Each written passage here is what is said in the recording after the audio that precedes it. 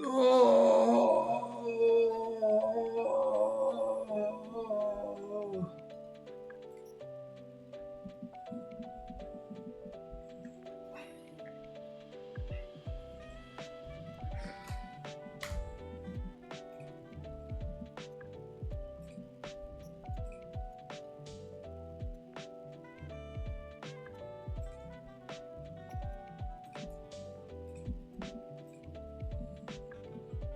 Oh.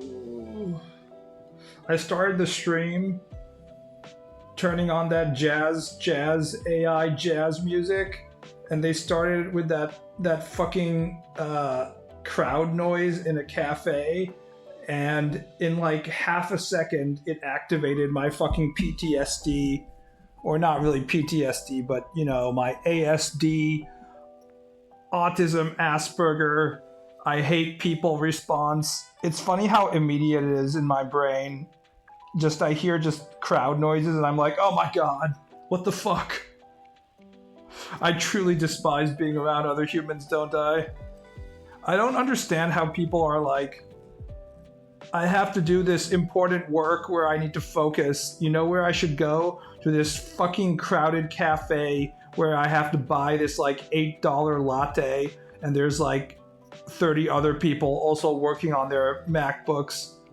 Like, what kind of mentality is that? I truly don't understand it. Like, I guess like if you have other people in your room, that might actually be like fewer people at the cafe. But like, come on, man! Like, I can't fucking do that. BB, please. Don't remind me. My situation only got worse. Okay, let's make Hystrixia feel better, who is apparently has to deal with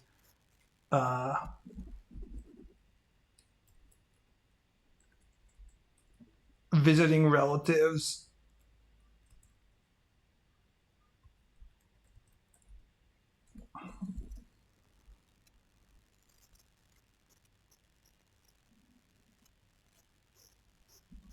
Here we go.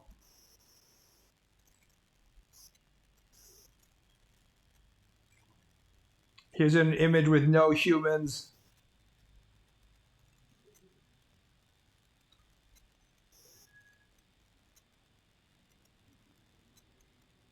Now you can feel better by watching this live stream of a bunch of fucking rhinos.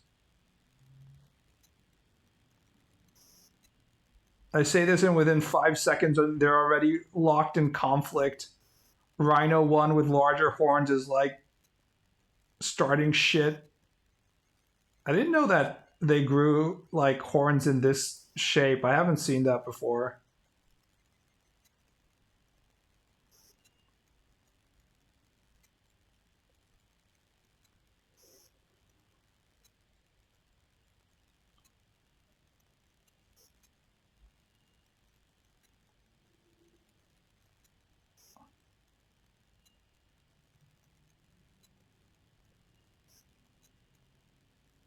I used to work in a crowded space. The only noise that really takes me out is a baby cry. In retrospect, it's crazy that I was working as a lifeguard in an indoor pool for as long as like 8 years. It had an extremely echoey sound space, so every 2 seconds there would be children screaming at the top of their fucking lungs like goddamn banshees, and it would just be like fucking echoing, and you would do that for like 6 or 8 hour shifts and shit. Why did I decide that was a good idea for me to work in a job? I think I've noticed that I tend to believe that my life is suffering anyway, so I'll try and like stay in situations that I really should try and extract myself out of at a much earlier space. Just like get out of there earlier at an earlier point in my life, and I'll just be like, no, I have to push through it. 20 fucking people on Saturday. 20 people. Are these all of these people in your in the same the same house, in the same kitchen, in the same dining room?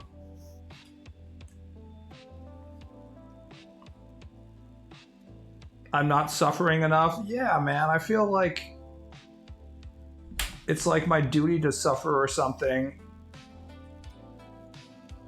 I don't know. I think I should have taken my my mother's diagnosis of my Asperger's more seriously and just be like, okay, I'm not, you know, a normal person. I'm fucking retarded. So I should build my life around this, around not trying to like push through all this pain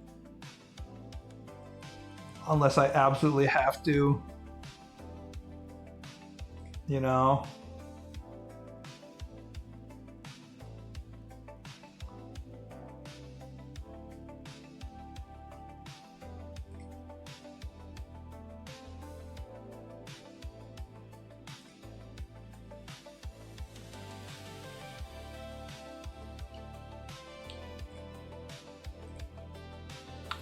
I type in Google image search to browse images of this lady. I'm just searching for images of this character, and the second fucking Google image is this statue. How badly do you want to get fucked if your entire character is like, this is the first image that shows up? Talk about presenting yourself for sex. God, I want to live in the anime version of this world in which there are women presenting themselves for sex like this, so I can ignore them. How funny would it be if, like, a woman was doing this in front of you and you were just like, bye. See you around tomorrow. That would be hilarious. This is like my entire personality. Is woman presents herself for sex and she gets ignored. Careful, Twitch hates underboobs. Nah, surely it can be fine.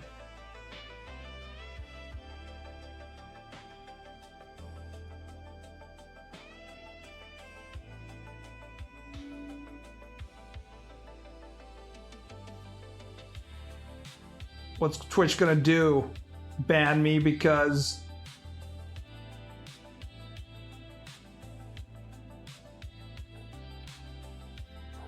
ban me because I'm drawing this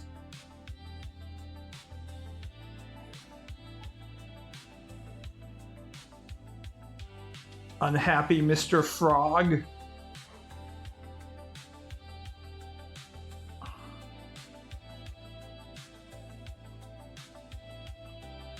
Sanrio, pay me $1 million for this amazing new character.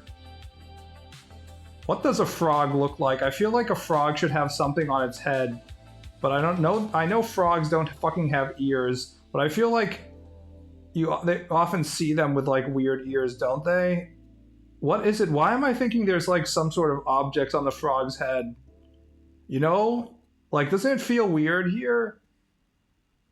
Do you see images of frogs with like these weird ass ears? Why do I think they have ears? There's warts and stuff, sure. But like, what does fucking, for example, Keropi look like? Keropi.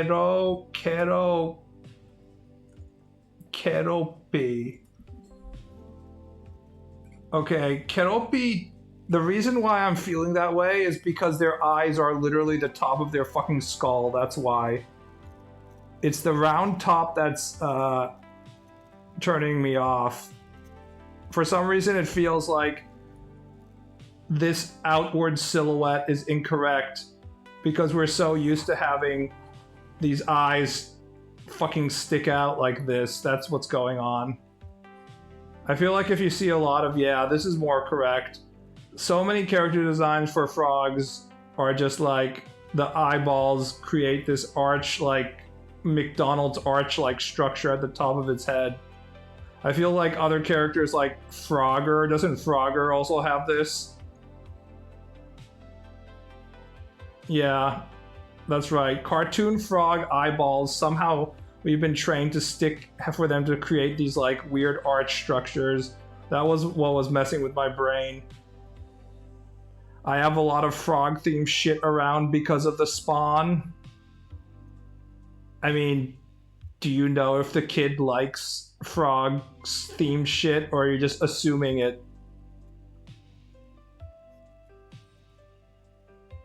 I feel like you just train your baby to like whatever shit that you put in front of it instead of actually like them just like responding to things. They're just like, surely he will like the frog object I give him. Like, do we even try giving the children like, say, terrifying flesh-eating zombies? Like, they might like it, you know? How do we even know that they want the comforting children stuff? His favorite toy is his frog Lovey. He has 3 different Loveys.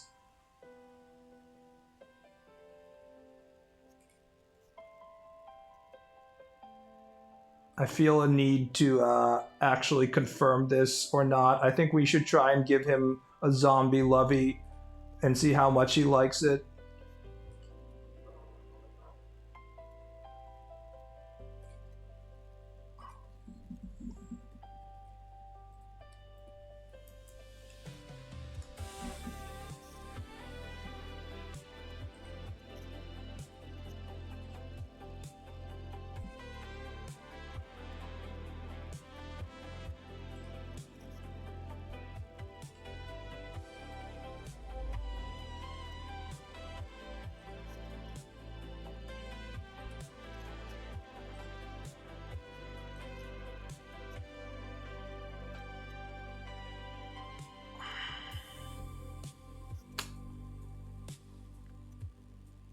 Do you want me to dig out my skeleton shit and hand it to him? I don't know. I feel like we don't give kids enough options. We just automatically give them whatever shit that we're told to market to children.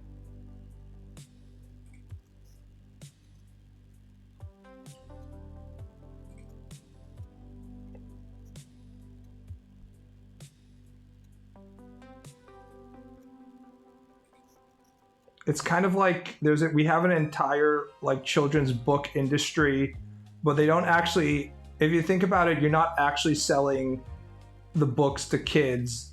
You're selling basically anything that's meant for children. You're actually selling it to the adult because the adult is the one who buys it, right? So it's actually an entire industry set up in convincing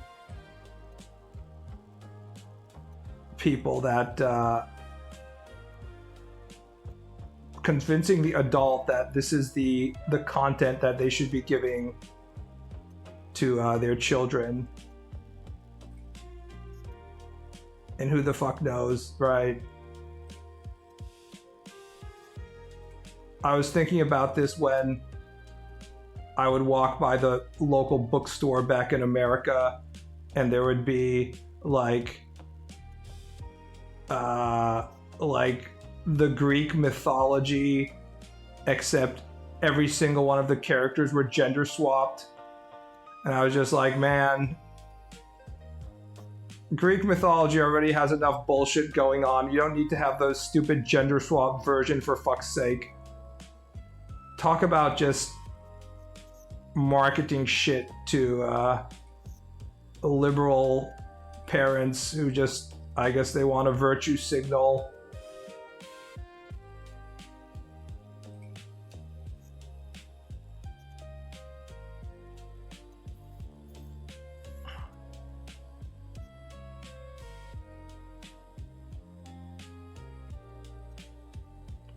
Did you see that Atlia Riza AI thing got its filters bypassed and they got Riza to say that she wants you to come inside her? I didn't even know there was an Atlia Riza AI. Is it like an official AI? Hold on, let me I need to hear this. Atlia Riza AI. Spiral AI 株式会社 Riza Chat AI Riza と作るあなただけのひと夏の夢物語。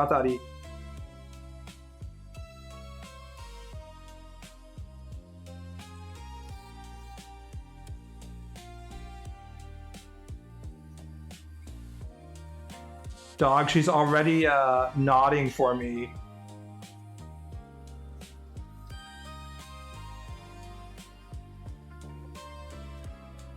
I mean, her posture is certainly suggesting that she's waiting for the Nakadashi experience right here. She's already nodding at me to indicate that, yes, today is in fact the day in which she is ovulating and fully prepared for my seed to enter her womb.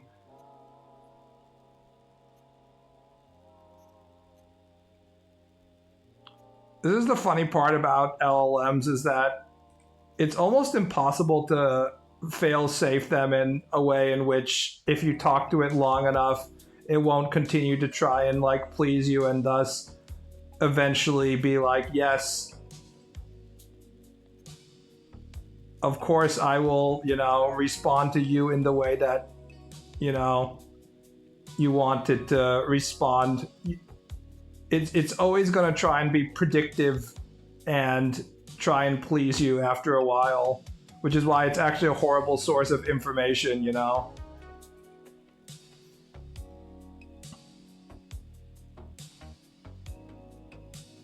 Like, it's not surprising that they were able to jailbreak it, I'm assuming, pretty quickly.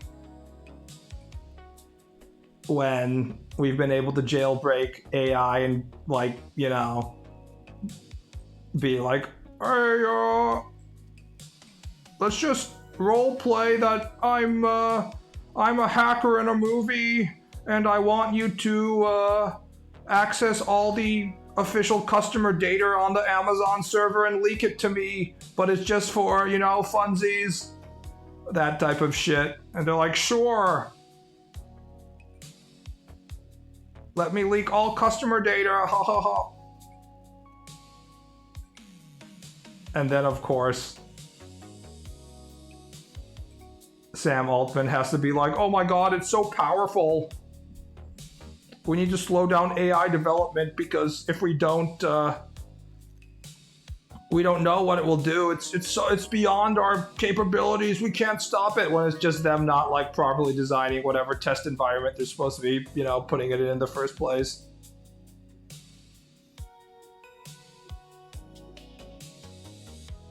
Is this the real life equivalent of the hypnosis app Dojins?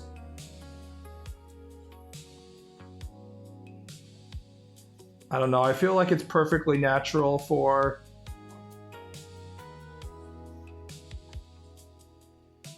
fertile young anime female to want the highly desirable male seed of someone such as myself.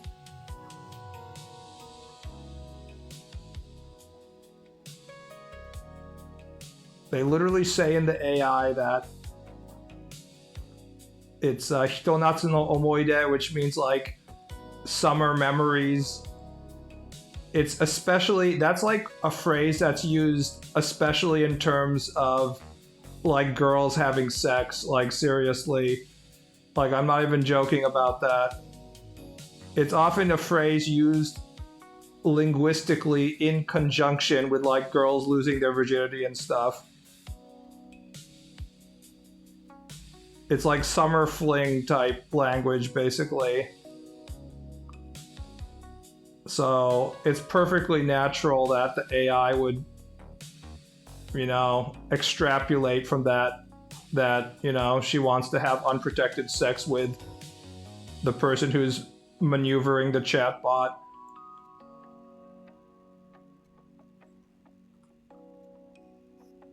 Nothing weird going on there. If it's so highly desirable, why are you still bitchless? We're talking about my 2D semen, not my 3-dimensional semen. These are two different categories. I need to digitally impregnate Ryza. Do the English people say Riza or Ryza? Because in Japanese it's clearly Ryza. Ryza-chan.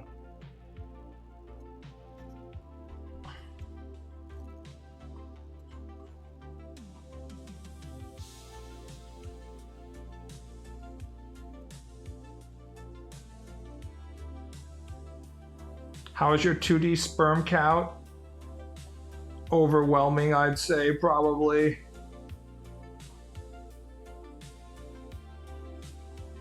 It's kind of hard to tell because when you see the up-close X-ray view of the egg being fertilized, you only see it being surrounded by like 30 semen every time. You don't see all the other sperm. It always like zooms in on the egg, so it's kind of hard to tell the total number of sperm going on, you know?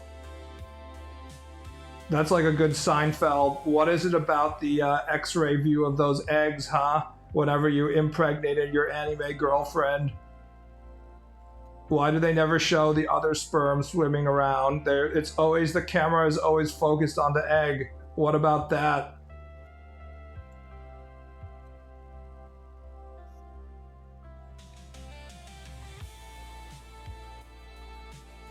I'm more familiar with the game Summer Memories. Wait, what was the name of the video game? Was it on PS4 in which you got to like date a girl?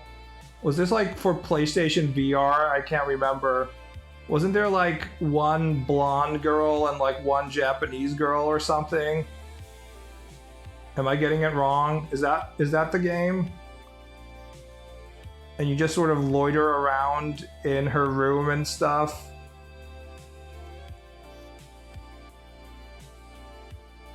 What's the deal with anime semen, huh?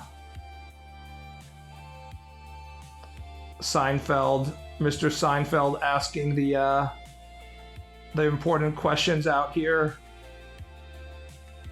He's asking about the airplane food. He's asking about the anime semen.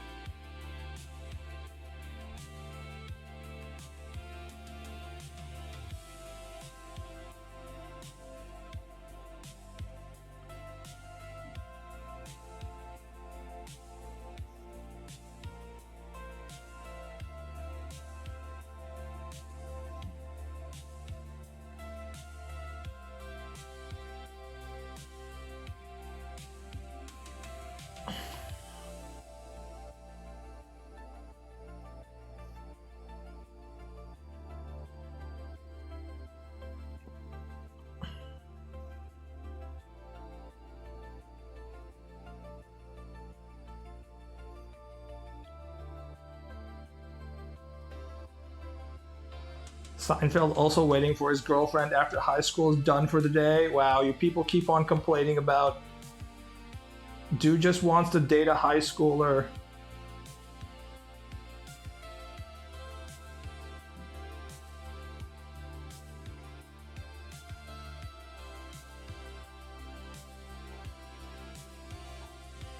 Nothing wrong with that. I too want to date an anime high school girl who is a reincarnated Chinese Romance of Three Kingdoms warrior.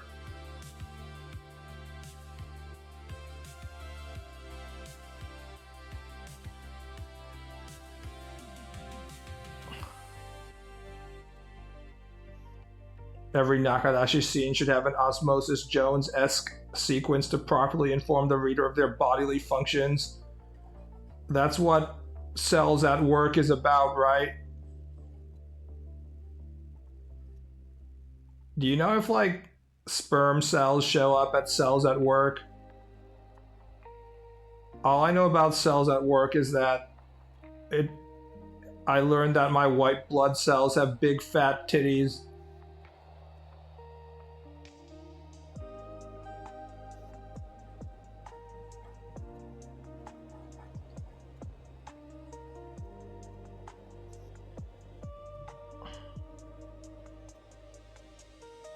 I don't think so. It's been a while. The only thing reason we would care about Cells at Work in 2026 is because the author came out on social media that he was super pissed at the publisher because they weren't fucking supporting him properly, so...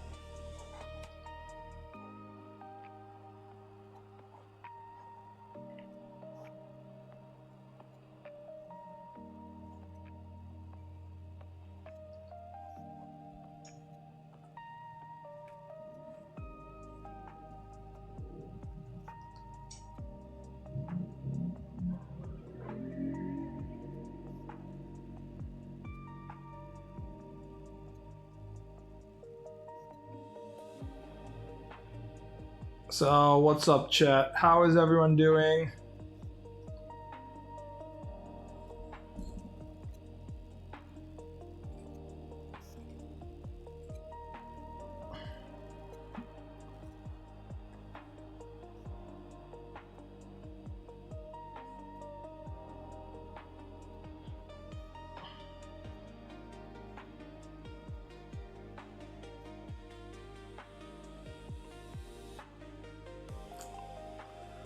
BB time typesetting and also shopping for a new PC? No! You're overlapping in our characters. I'm the character who's shopping for a new PC. We can't have two characters do that.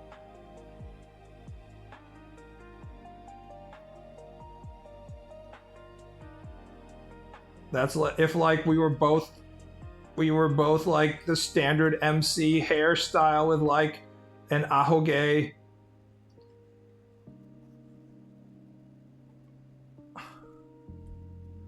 Do you really want recommendations or the title's bait to shit on PC gamers again? I am actually like wasting a lot of time searching for video games on my Steam profile for shit to play. I think we can expose my goddamn Steam name without me, you know, having any serious problems, right?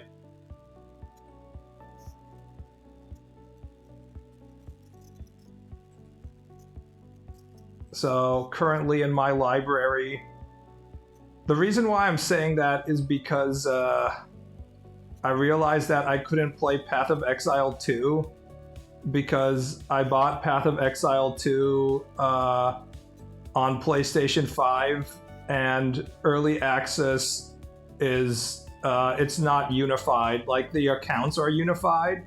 So if I go on Path of Exile 1, I'll have the same characters I was playing on both PlayStation and PC. But if Path of Exile 2, I don't have the early access unlocked for Path of Exile 2. Have you put Baldur's Gate 3 in your cart yet? Gotcha shit, he fell into the gotcha curse. So I was able to play a total of 4.1 hours in Wuthering Waves before I realized that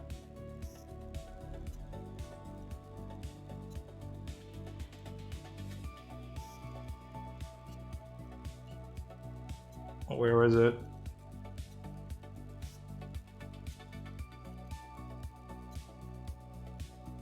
Where's the fucking uninstall?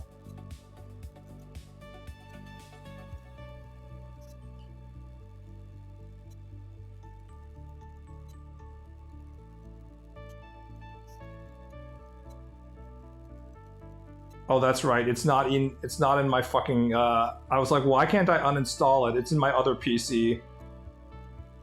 It's installed in my other gaming PC. I played it for like 4 hours.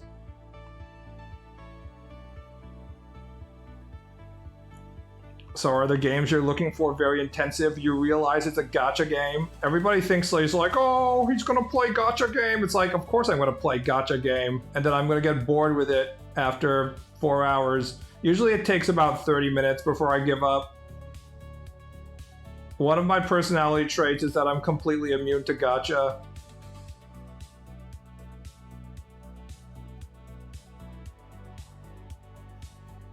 Worthering is a stupid word. They could have definitely worked on a better English title, but, you know, it do be like that when you have a Chinese video game. As long as you don't put money down, there won't be any sunk cost fallacy. I'm very, very good at not falling into financial traps that are laid for me by corporations.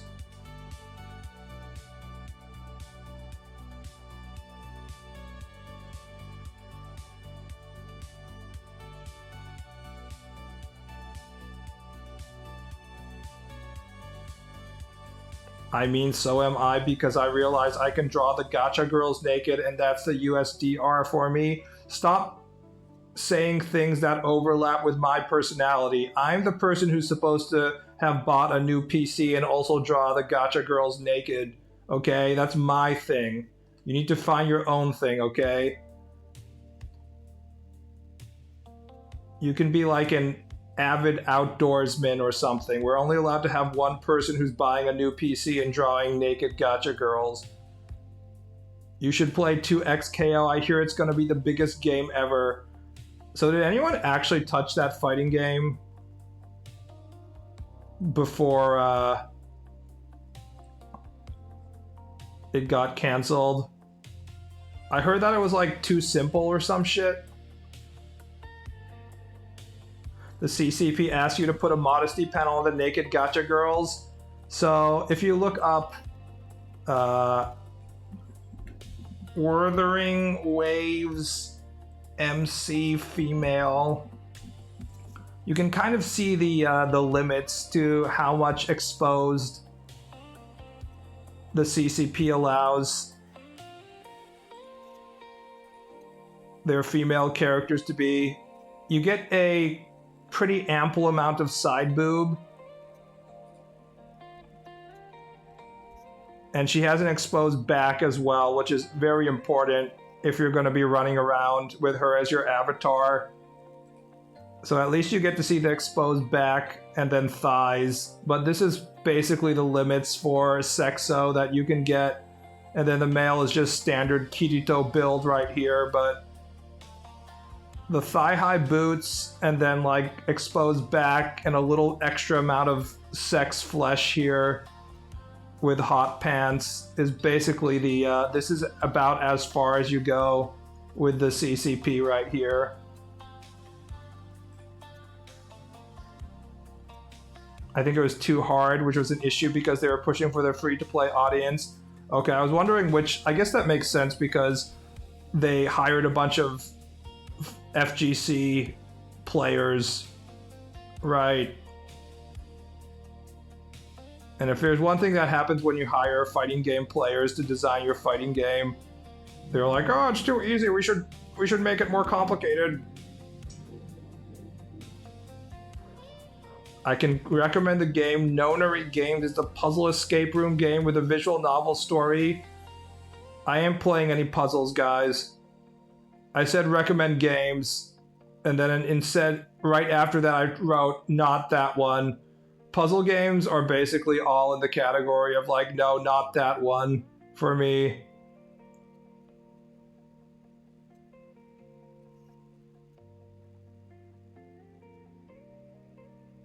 You'll love La Mulana. I truly, truly wish I was the type of person who could install La Mulana and go on in a legendary Indiana Jones-like adventure and solve shit. But within like 20 seconds, I'd be like, this is the most retarded, stupid fucking bullshit that has ever existed. Fuck you, stupid Japanese indie developer, for making me try and like figure out your archaic, makes no fucking sense bullshit. Don't ever talk to me or my son ever again. That's what would happen. This would happen within the first 20 seconds of playing the game, so...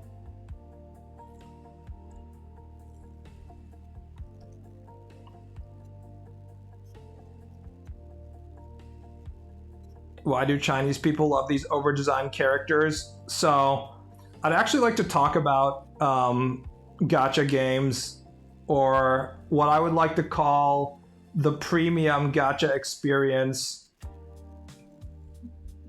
That's games like Genshin, Zenless, Wuthering Waves, aka other Gen shit, less popular.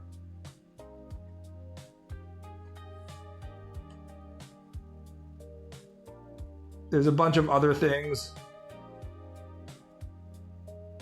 What else am I forgetting? They're basically games that look like a fully designed, properly functional video game. However, they contain that open world RPG that stole Ghibli backgrounds, also from China. Honkai Impact. Oh, there's Honkai Star Rail. I know because these are all good for AI porn. You forgot Infinity Nikki. We'll just call it Bitches Love Dresses. Where does FGL fit in? It definitely not. Were you listening to me? I said games with budget. Real games. Gacha games with budget. Have you seen FGO?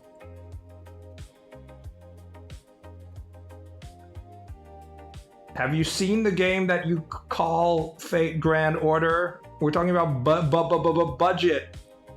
Actual games, except they contain gacha elements. So I had played Zenless back on the PlayStation 5. I also have reinstalled it on my Steam profile as well.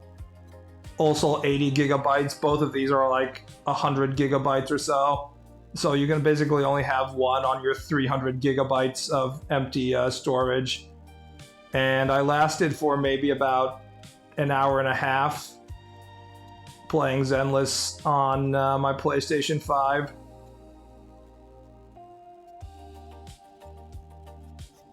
So Wuthering Waves, I lasted a little bit longer.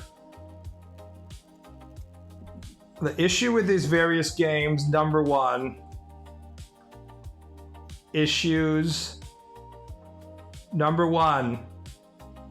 gacha.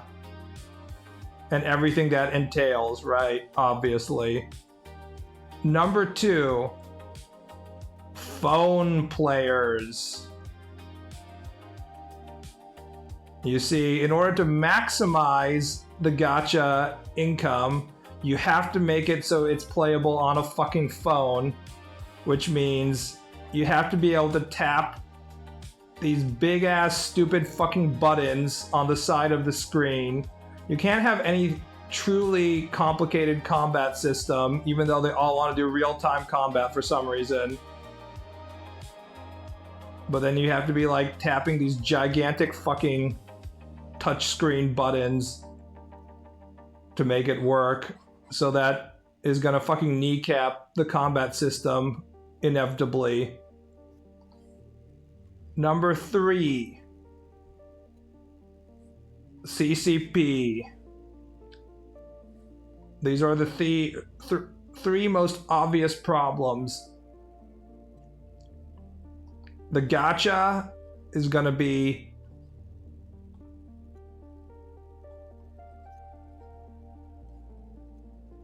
take your money. Phone players, shit mechanics. 3, CCP, not enough boobs. 4, Chinese steal shit. No original idea, which is the least important among these three.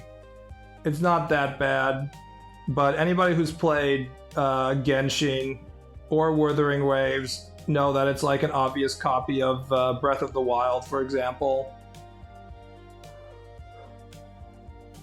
I have not played any Last Origin. Brown Dust 2. It's just, you don't want to name things off your, anything brown.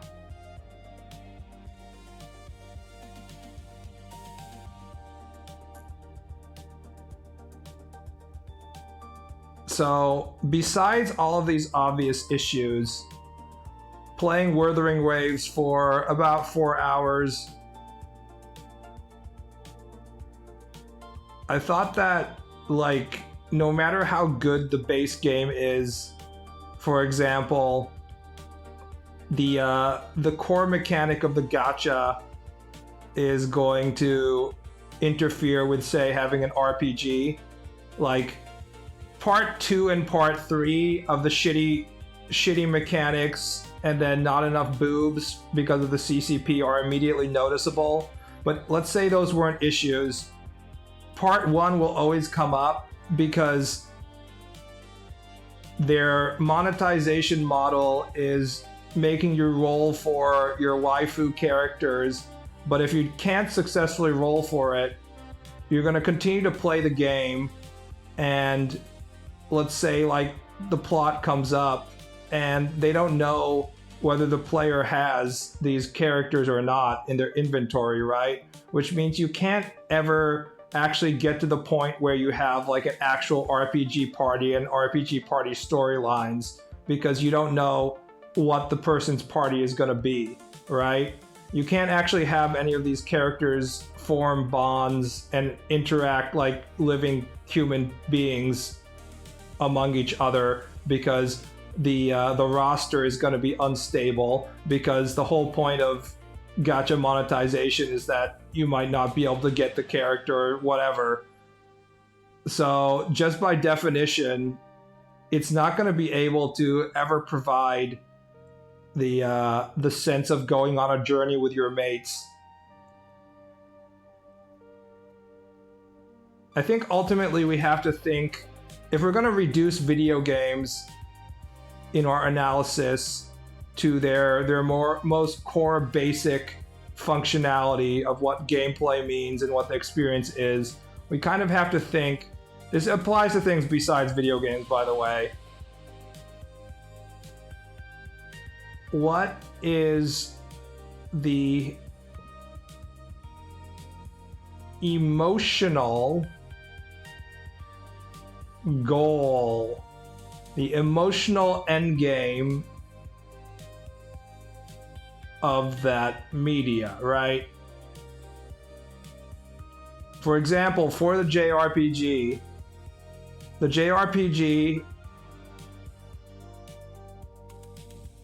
is going on a journey with your buddies, and you get to be the main character, and that is it's like a bonding experience. It's a road trip. So this, just by definition, is not gonna work with the gacha mechanics.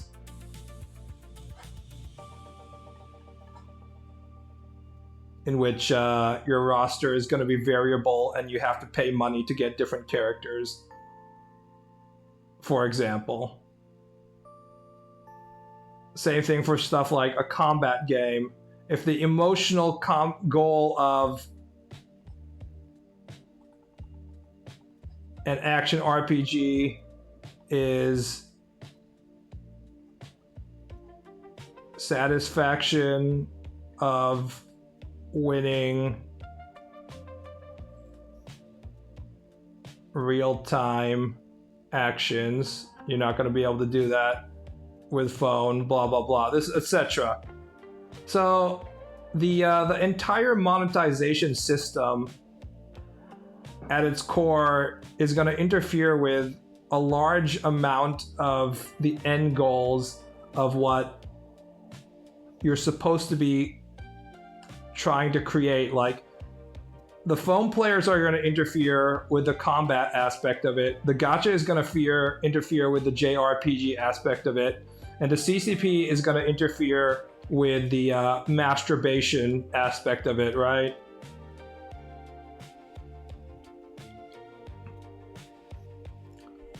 So just by it's in a doomed state. So no matter how much they try, They cannot make a good video game out of this. Also, it's a Breath of the Wild clone. So I was looking into this shit, and that's when I found what was being recommended to me. They're recommending fucking Pal World. I'm not gonna buy Pal World.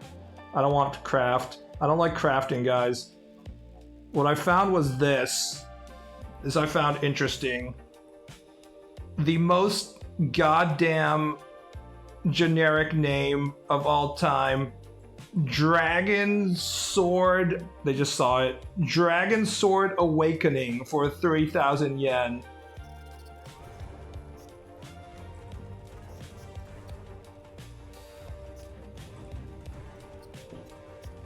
This is literally in the same vein as the Genshin games. However, it is a Korean studio. So it doesn't have the CCP banning big titties.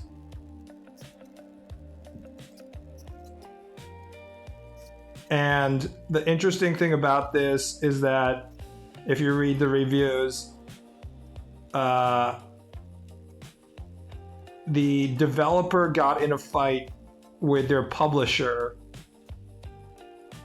and they decided to take what was supposed to be a gacha RPG and release it as a complete product with the in-game currency, but without you actually paying money for it. So it's basically what a Genshin style, like swap the characters type RPG, action RPG would be like if it wasn't attached to the gacha monetization. And it's not made by the Chinese, which means that you can show the titties. If you look at their let's see, where was it? The deluxe edition bundle, and go to their deluxe pack.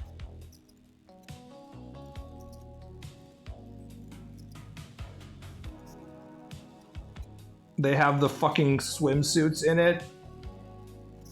And holy fucking, talk about showing a lot of skin on this one.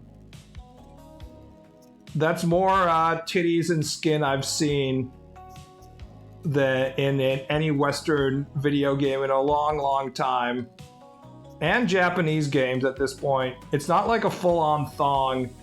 She's covering the thong straps with this somewhat more modest bikini bottom, but just barely, considering the frontal straps are, you know, barely enough to cover her nipples.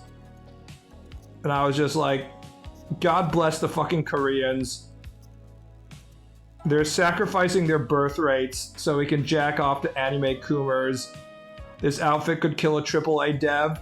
So my plan is, because it's only like 3,000 yen, I'm gonna check this video game out because I would like to see if it's possible to create one of these Genshin clones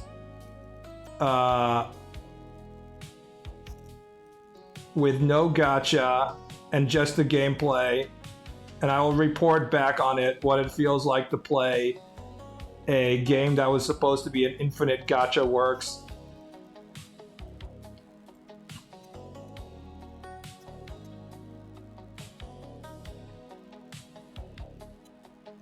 So that is my current plan. I also bought another game that was on sale, which is apparently supposed to be like a Fear, a copy of Fear. Some people are saying it's a bad copy of Fear, but we're gonna find out about this one as well. But those are my current gaming plans. Gonna get GTA 6 or boycott like I am? Why are you even asking that? GTA 6 release date. It's supposed to come out on November 19th. Yeah, nah, fuck that. I was never gonna buy it at full price on release anyways, so it's what, on PS5 and PC. I haven't even bought. I never finished GTA 5. I didn't even bother to buy Red Dead Redemption 2. So yeah, not only this isn't a boycott. This is just me not interested anymore. I'm just not interested in Rockstar after, I don't know, GTA 4. I had to force myself to finish GTA 4. I do not experience any joy by playing modern Rockstar games. I've thought about why this is for quite a bit, and I think it's because they've eliminated a lot of the gamification out of their open world experiences. It's just kind of like role playing. It's just like Arthur Morgan walking around and skinning animals. But when I liked GTA, it was like you were learning the map of Vice City on your PlayStation 2 because you needed like very much video game rewards, like trying to figure out where the submachine gun pickup was on the map, and that created like a relationship with between you and the city. So then when you beat the game and they started showing all the imagery of the various locations of the city, it was like, I have a real relationship with Vice City or Liberty City now or whatever, right? And I no longer felt that way after GTA 4.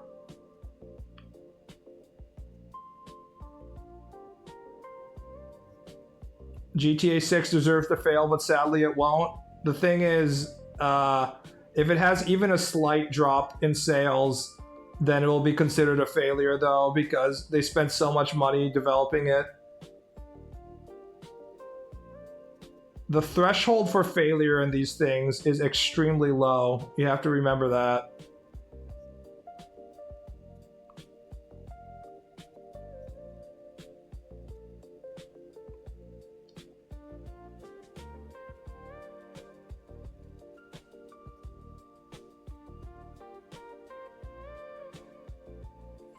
There will be a lot of people buying it at $100 on release,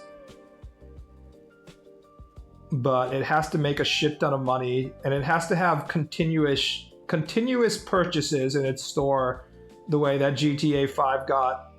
Because honestly, the development cost is one thing, but just recovering the development cost and making a little bit of profit isn't enough at this point, because these are all stockholder-based companies and they expect it to make all the money forever. That's the problem. So no amount of money will truly satisfy the greed of all the investors, but even like a slight drop in profitability would just be like a fucking massive disaster. So even by our standards, it might be like there's no way for it to fail, but by the standards of the wealthy people that own stock in 2K, it 100% can fail because their standards for earning more money are extremely inflated at this point.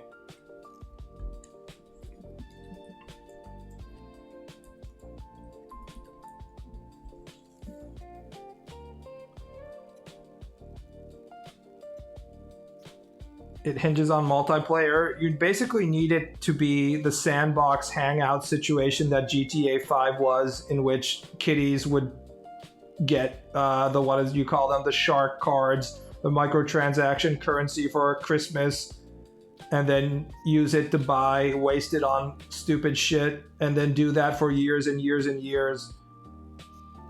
This is required. Realism slot for lowest common denominator. I'm tired of it. I want style. That's probably another one of the reasons why I wasn't interested after GTA 4, in that GTA's 1 through San Andreas or 3 through San Andreas, they were an approximation of reality, which somehow feels more realistic and more relevant than something that's closer to reality, right? This is why people like anime. They don't want hyper realism. They want an approximation of reality. The PlayStation 2 era of open world games it wasn't really detailed, but your imagination could fill in the details.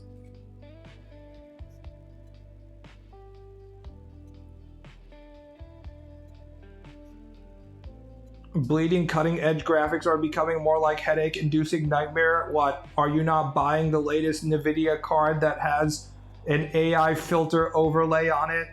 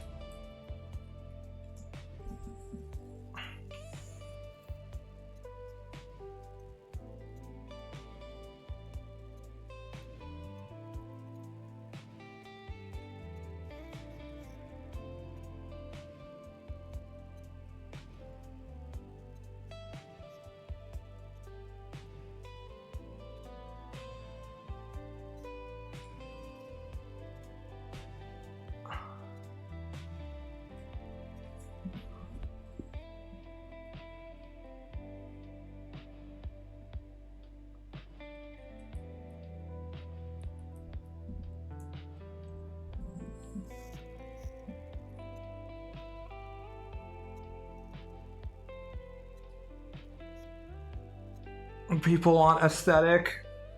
Unfortunately, you can't achieve aesthetic by paying 10,000 different teams of Indians to fill the map with various assets.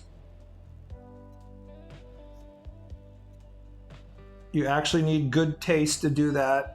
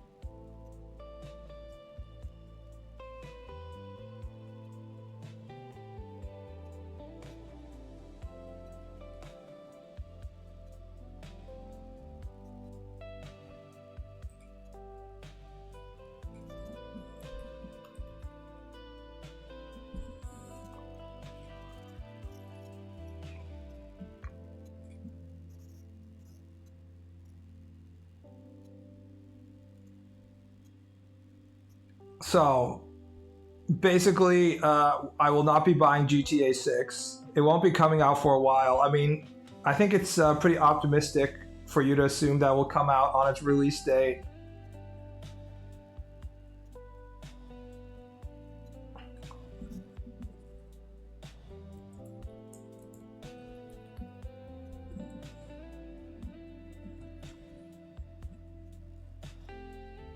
Why would you assume that?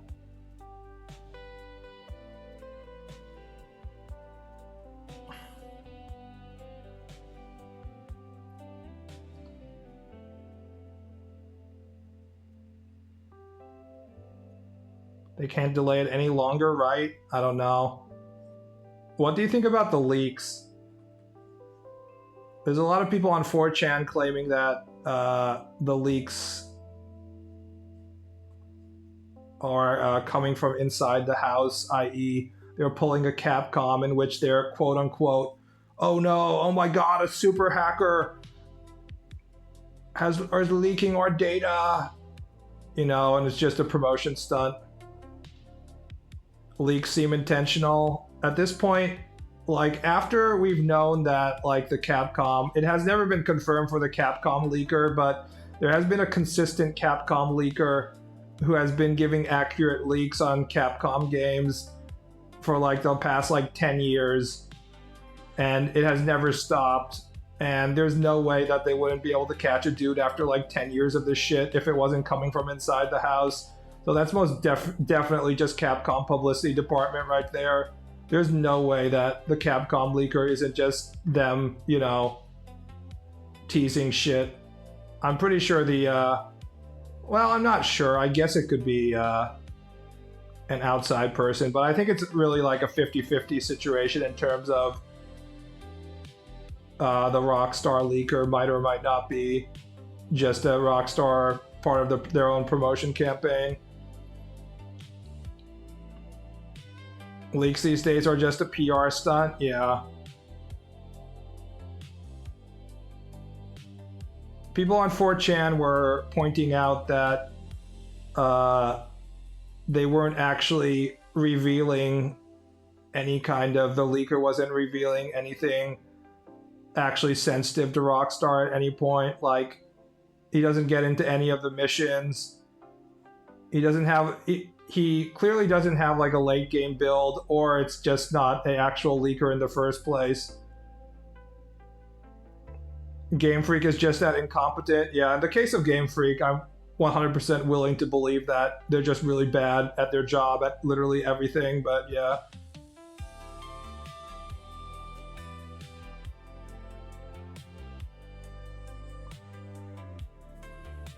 God bless Rockstar India for leaking shit. It might be a dude doing it for the ISAT, or it just might be Rockstar India having extremely shitty security. After all, this is India we're talking about.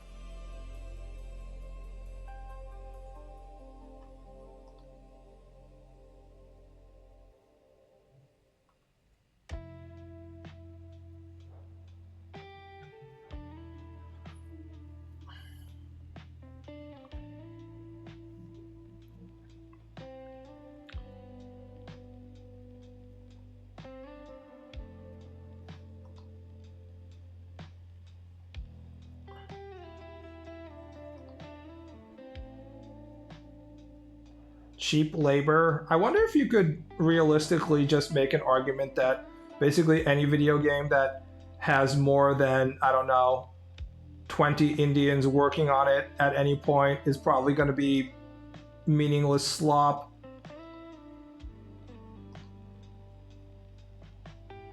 Like, what's the game in which, if you go into the credits, there's like Rockstar or Bethesda Mumbai office, and there's like 100 Indians working on it, in which you're like, damn, that was a great game. This is basically an evolved theory of the, if you go on YouTube and watch the ending credits of Starfield, and it takes like 2 hours to watch all of the ending credits of Starfield, that means your game's gonna be absolute shit.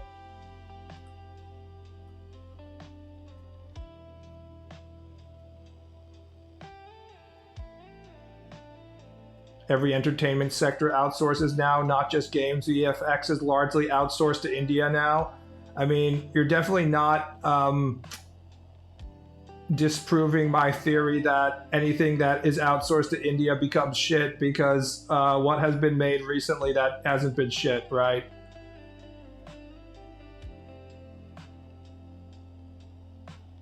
Like, try and name something that has been made and it's like, yes, we had 500 Indians working on all of the visual effects, and as a result, it's so fucking good. It's just a symptom. Is it a symptom? I mean, you could make that argument, but if you have unskilled labor, you're going to get an unskilled product. It's not that weird at all.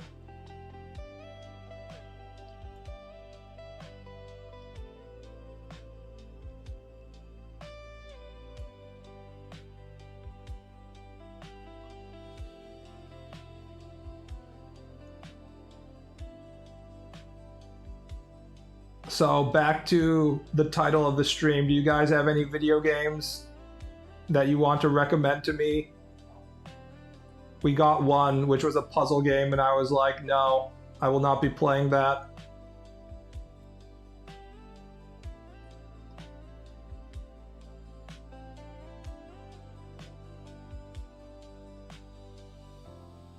What about PS3 4 emulation? I mean, I played most of the PS3 and 4 games I want to play. I want to play a PC game that I was not able to play because I haven't had a powerful gaming PC at any point in my life. I've had this laptop, which is sort of good. Play Mugenics, you swine. No, I will not be playing Mugenics. I could have played Mugenics on this laptop, okay? Dark Souls? Jesus fucking Christ.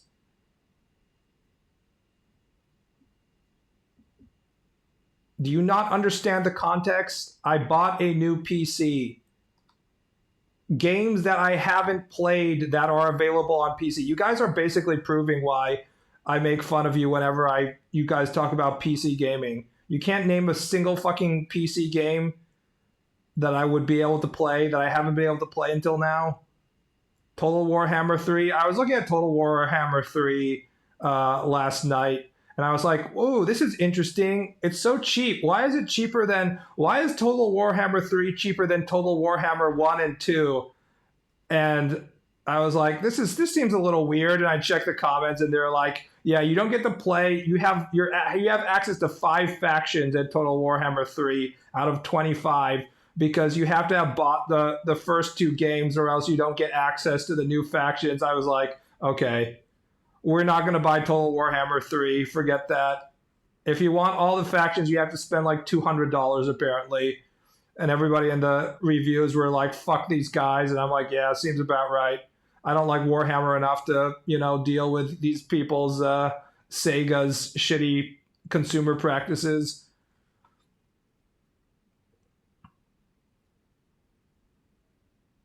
Dark Souls and Dragon's Dogma are both on Steam, bro. Holy fuck. Oh my god. Do I have to explain to you like you're a fucking child? Oh my god. Do you not understand? I have had a way to play video games for my entire fucking life. It just wasn't a powerful gaming PC. Oh my god. Okay? So I've played Dark Souls. Like, why would I have not played Dark Souls? Like, I know it's wrong for me to assume that my chat understands my situation, but like, can you not tell by the way in which I'm talking to other people on the stream that I probably have played Dark Souls in my life? The way I've been talking about video games, like, who the fuck hasn't played Dark Souls? Do you like boomer shooters, Unk? I have been thinking about playing Rust. Not Rust. What is it? Dusk. I keep on getting Rust and Dusk mixed up. Is there anything besides Dusk that I should be playing in terms of boomer shooters? Quake 2 with RTX. I have not played Quake 2, actually. I have missed out on most of my Quake lifestyle. I have not done much. A medieval. All right. A medieval VR.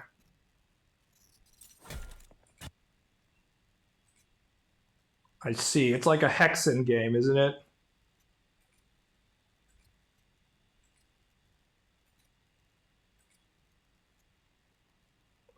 I guess I can use the boomer shooter tag. My problem with boomer shooters is I don't like getting lost. And a large part of boomer shooters is getting lost, right? Like that people like getting lost. I still glaze Dark Souls 2 regardless, just to be a contrarian. I'm not going to play Dark Souls 2. I will never play Dark Souls 2 or finish it. I played enough. Dark Souls 2 was probably the video game I was most excited for. I guess I was more excited for Dark Souls 1 because I had already played Demon Souls at that point.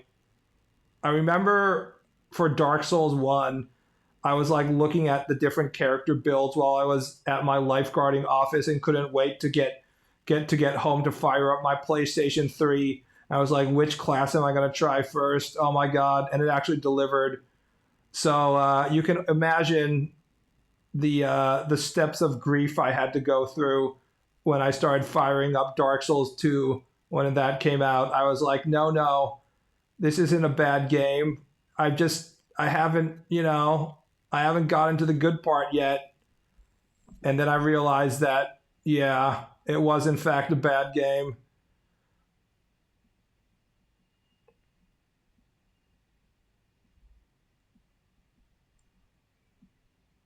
I don't think I ever got lost in it. So I don't want to play boomer shooters if there isn't any Y access. I was looking into games like Ion Fury, and I don't think you can aim upward, right? For Ion Fury. That's sort of where my nostalgia ends, is where you can only uh, move your mouse horizontally and not vertically. I never like Boom for this, not Boom, Doom for this reason. I need to have some kind of Y access, or it doesn't feel good enough.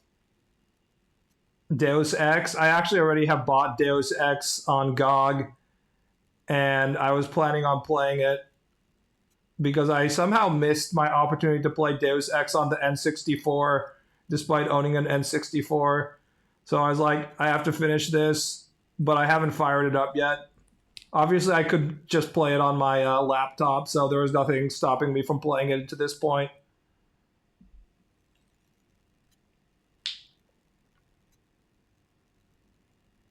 By the way, expecting us to give demanding recommendations after talking shit about modern AAA games every stream is a peak BaalBuddy trademark moment. Well, I mean, surely there is some video game that requires a 5060 that I don't know about that will properly optimize the computing power of my PC. That is somewhat a modern game that isn't shit. I'm waiting for Neo.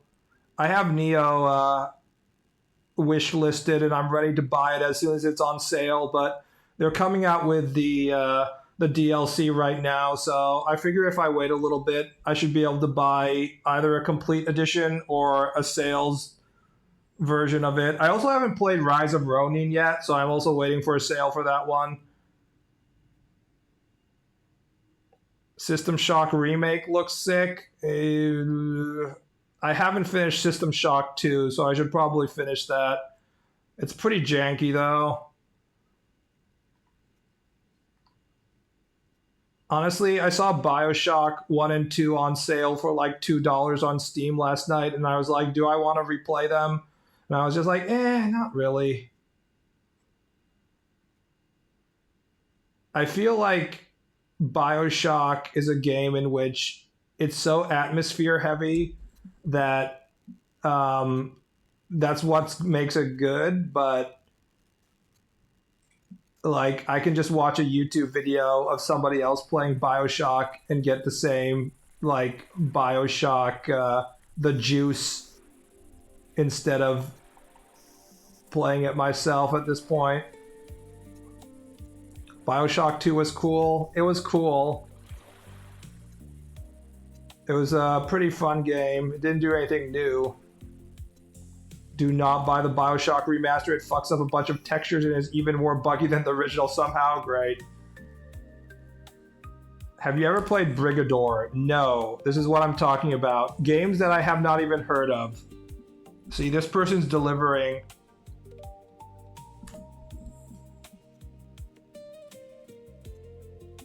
Brigador Killers, or is it just Brigador? I guess there's only one. Brigador audiobook? Brigador Volume 1?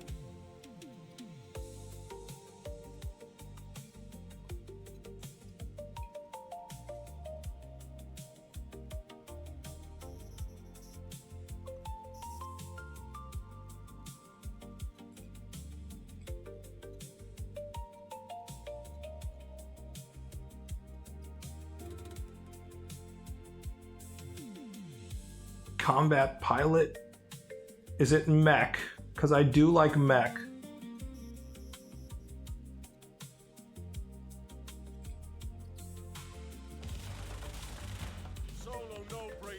Ooh. It has very comfy early PC, PS1 comfiness.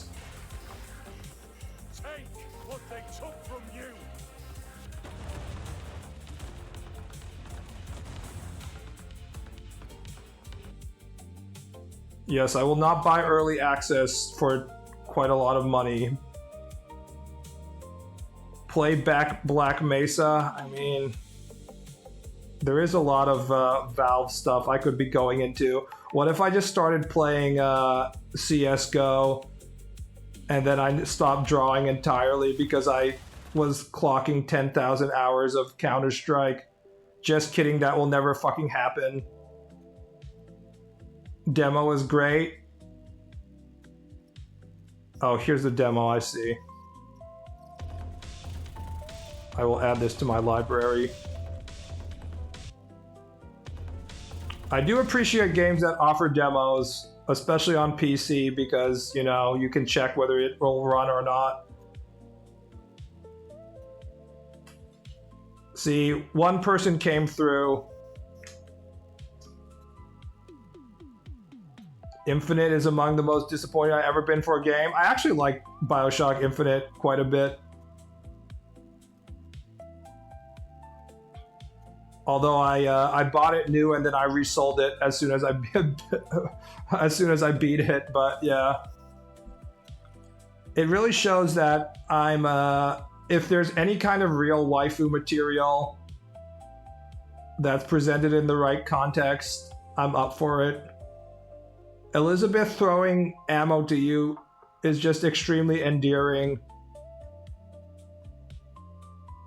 It shows you how annoying characters are if you have to babysit them, and how much you like a character as soon as they start helping you in a video game. Elizabeth is super hot. She's a Disney princess, and she's also your daughter, which makes her even more fuckable, you know? Spoilers. Maybe some Lucas Pope-like Papers, Please. I got all the Papers, Please I want by playing the hentai version of Papers, Please. I don't know if you guys know about it, but it's one of the better hentai games.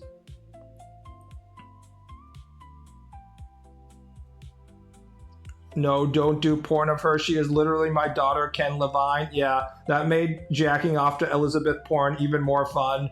The fact that you were cucking the original creator, and he actually said on like Twitter that please don't masturbate to her. I was like, LMAO. I'm gonna go for the even harder stuff now. This will make my FAP sessions even better. Imperial Gatekeeper. Imperial Gatekeeper is a great porn game.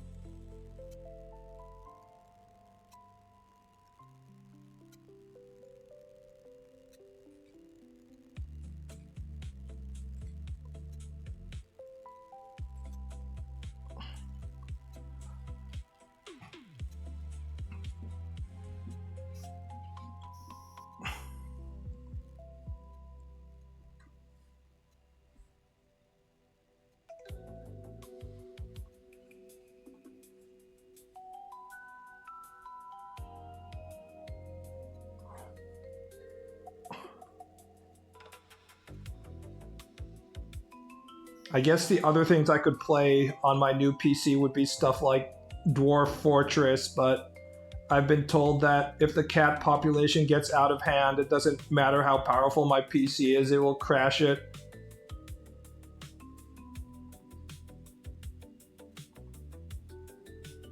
I don't like video games that, it's not isometric perspective, but games like Factorio, like I can play games where, you know, like the StarCraft perspective, where it's like an isometric perspective like this, and like you can just, you can scan the drones and need more overlords. My waifu, the overlord. I can play games like this. This is okay for me, but games like Factorio where it's like completely top down, like this, You know what I'm talking about? Those, like, they mess with my mind. They bug me. There's also Crimson Desert. Yeah, I was planning on playing Crimson Desert, but I'm waiting for a sale for that one. I don't think it was 20. Oh, it was. Actually, the normal one isn't 20%. I was actually looking at it, and they're not selling the normal version of Crimson Desert at 20% off. They're selling either the complete edition or like the DLC. So if you just want like a cheap experience, you can't buy it. I was looking at that last night. New Metro game could be good. I tried playing Metro because it kept on being offered to me in my PS Plus. So I had like a bunch of versions of Metro in my PlayStation library, and I just couldn't. I don't know. It's like something about, I don't know what it is about the gameplay. I truly don't understand why I don't like the Metro gameplay. I can't put my finger on it. It's definitely a game that theoretically I should like, but I don't, and I don't know why. I cannot figure out, but I don't like it. I think it's just too story heavy. I don't know. It doesn't feel like there's enough opportunity for me to make my own choices, I guess. I have a bunch of versions. Metro versions 2 base. There aren't many versions in that Metro world, I feel.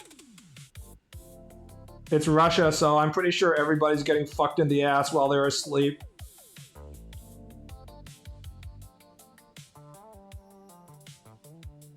Hystrixia, you can time out Constrictor whenever you feel like it. You don't need to wait for me. Just make sure he earns it. Don't give him any easy ones. Too much story, it's based on a book. Yeah. It kind of felt the same way I feel about Call of Duty campaigns, in that I enjoy them for the spectacle, but after a while, it's like, you know, you're on rails and there's only so much shit you can do, so it gets old kind of fast. He hasn't earned it yet, I know, right? He set his own bar too high, so...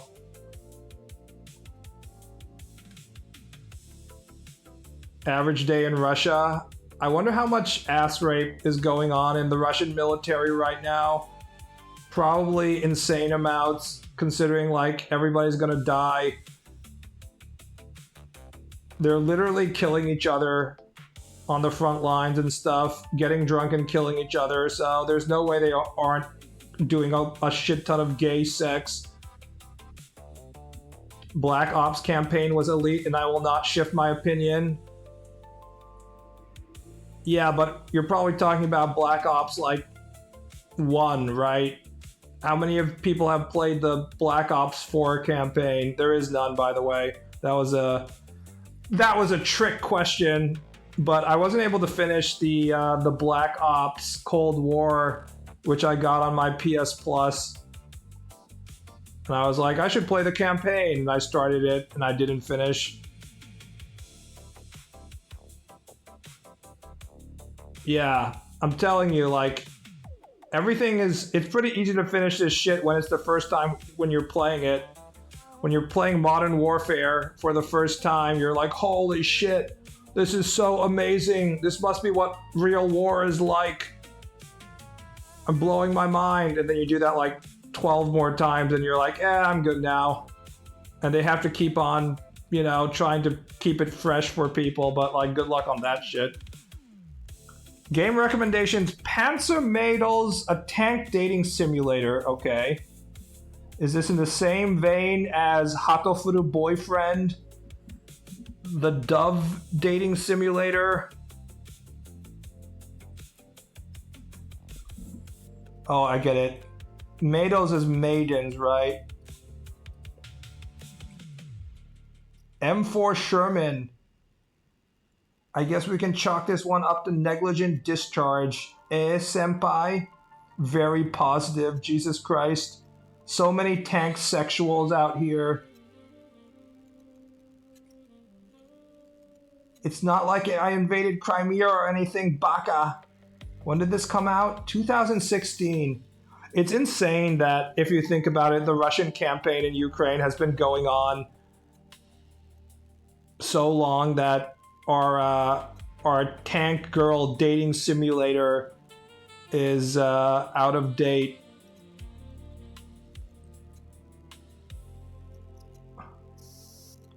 Do you like modern Remedy games? I'm not sure. I can't remember. What does Remedy publish again? What is a dub but a pigeon that hasn't experienced ego death? I wonder what the ranking for Hatoful Boyfriend is. Very positive. Hey everyone, it's Stinky Beat 2044. Thanks for watching. Everybody wants to fuck the pigeons. I can't get over how dominant this one is in the back. Oh, Control. Yeah. I wasn't able to finish Control before I came to Japan. I enjoy the liminal space aspect of Control, but it wasn't enough to. It's like games that I enjoy remembering my experience playing them, but while I'm actually playing them, I'm not that super engaged. That's some serious chuny dove pigeon right there. Which pigeon do you want to fuck, guys? Reminder that if you respond with any of these pigeons, you're being gay, because these are all male pigeons. Holy shit, look at that dominant. God damn. Look at that tail feathers. Control was so trash. I mean, the gameplay just is too basic, man. I really enjoy the storytelling and the environments and stuff. Of course, the female pigeon is just the most basic bitch pigeon. I'm just a normal girl, teehee. Where's the evil doctor pigeon? Unfortunately, they don't show it in the preview.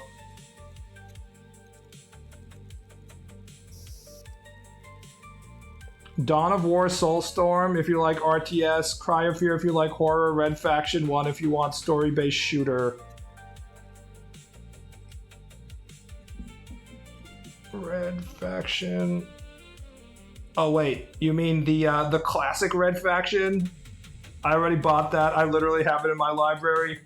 That was some very deep-seated nostalgia. I bought it because it was on sale for like 200 yen, so I was like, I can pay $2 to relive my childhood. I think I played all of the Red Factions, actually. I have a lot of joy for being able to... Remember when Red Faction came out and we were like, oh my god, you can blow up the cave walls? This is what every game is going to be like in the future, guys. Everything's going to be destructible, and literally no game after Red Faction did that ever again. It was just like, what the fuck? It's Half-Life on Mars. It was a lot of fun. Dawn of War, Soulstorm.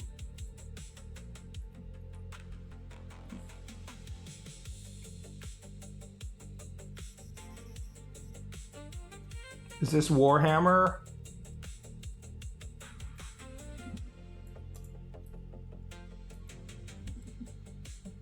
Oh, is it on sale right now? 4 is on sale. God, there's too much Warhammer content.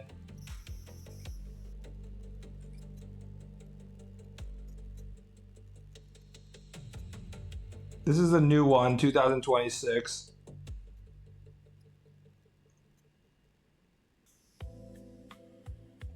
I think I had Cry of Fear. Oh, it's free. Interesting. Well, I will always add free game into my library. no reason at least not to put into my library. I have so many games I haven't played yet in my fucking library.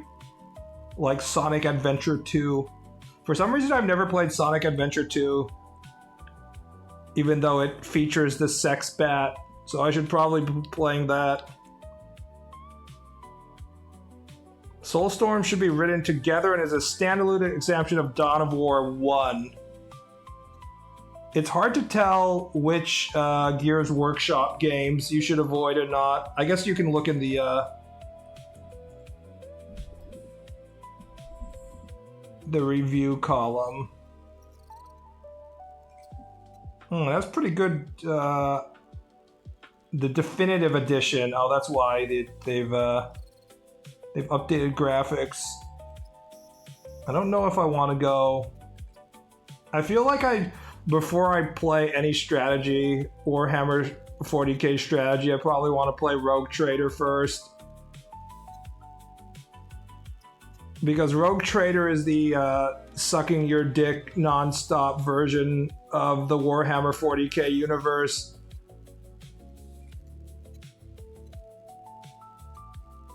Which is probably going to be the most tolerable version of Warhammer for me, considering my big complaint is that it's too, like, grimdark. If I can't handle Rogue Trader, then I probably can't handle, 40 hours of any kind of strategy version. Dawn of War 1 was peak, 2 was okay, then downhill. That's, I think that's probably, well, I think the most common video game curve.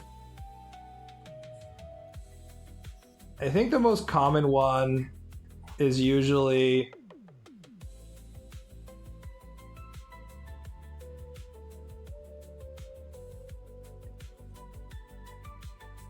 like this.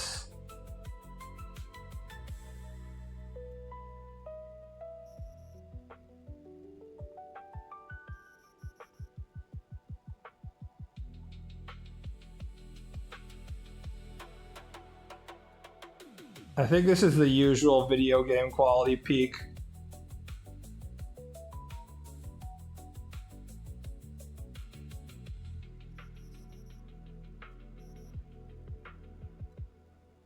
Oh yeah, Gothic. I have not played any Gothic. I should probably look that out.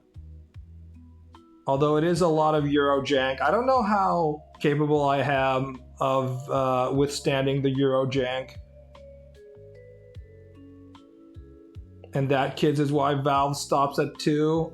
I don't think that's why. I think because they don't know how to make 3 is why they stop at 2. But if you look at this graph, 3 is still, like, pretty high. I would rather have Half-Life 3 and, like, complete the story arc. Just don't make... I mean, they made, like, Half-Life Alyx and shit, guys. Like, come on. Far Cry and Witcher peaked at 3. I think Far Cry peaked at 2, honestly. I like Africa Far Cry better than Tropical Island Far Cry. I haven't played Far Cry 1. Far Cry 2 had just a lot of amazing technology for the time. The way you could start, like, brush fires. It had some annoying aspects, but I still think 2 is peak. Valve lets their team choose their projects. Well, maybe they shouldn't because they haven't made anything in like 50 years now. Far Cry 3 has so many great moments though. Yeah, but I didn't like how it kind of became streamlined. Like, I just was complaining about GTA losing a lot of its video game elements. And it wasn't gamey enough for me. Far Cry 3 isn't as much fun as Far Cry 2 for me because the gaming elements started to become more obvious. Like the way in which you were like, go to outpost, clear outpost, they kind of streamlined a lot of the elements. I don't know, there's a very delicate balance between jankiness and,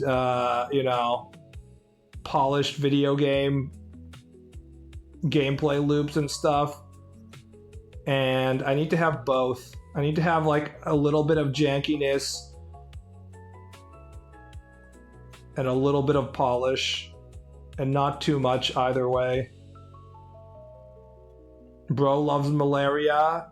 I mean, it's just like cutscene, that's all. They print money, games are just a side hustle. It's just a pretty good example of when somebody has more money than they could ever need, they're not going to actually work anymore, so...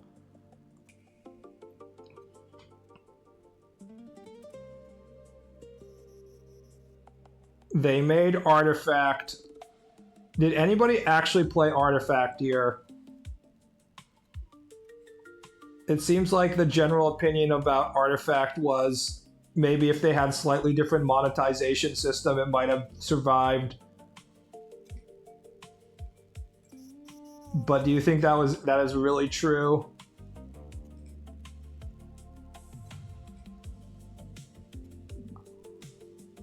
Knows one guy who did.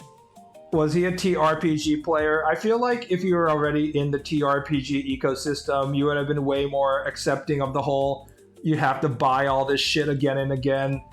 Just like getting your ass raped by the monetization aspect of stuff.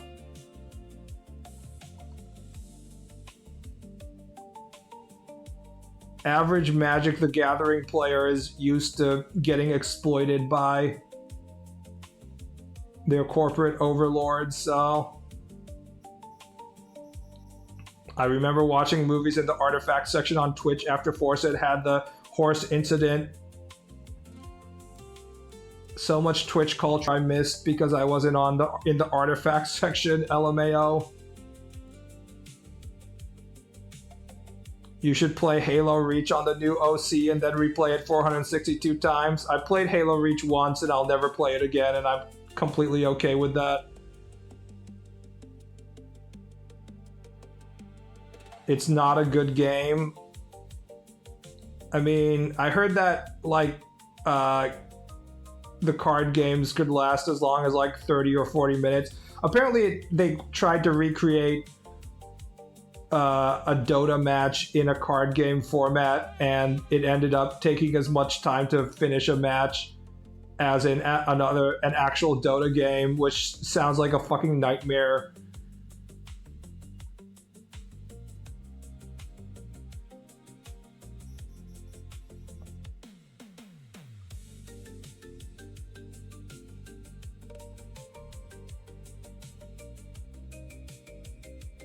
Who wants to play 40 minutes of a single card game match? Not me.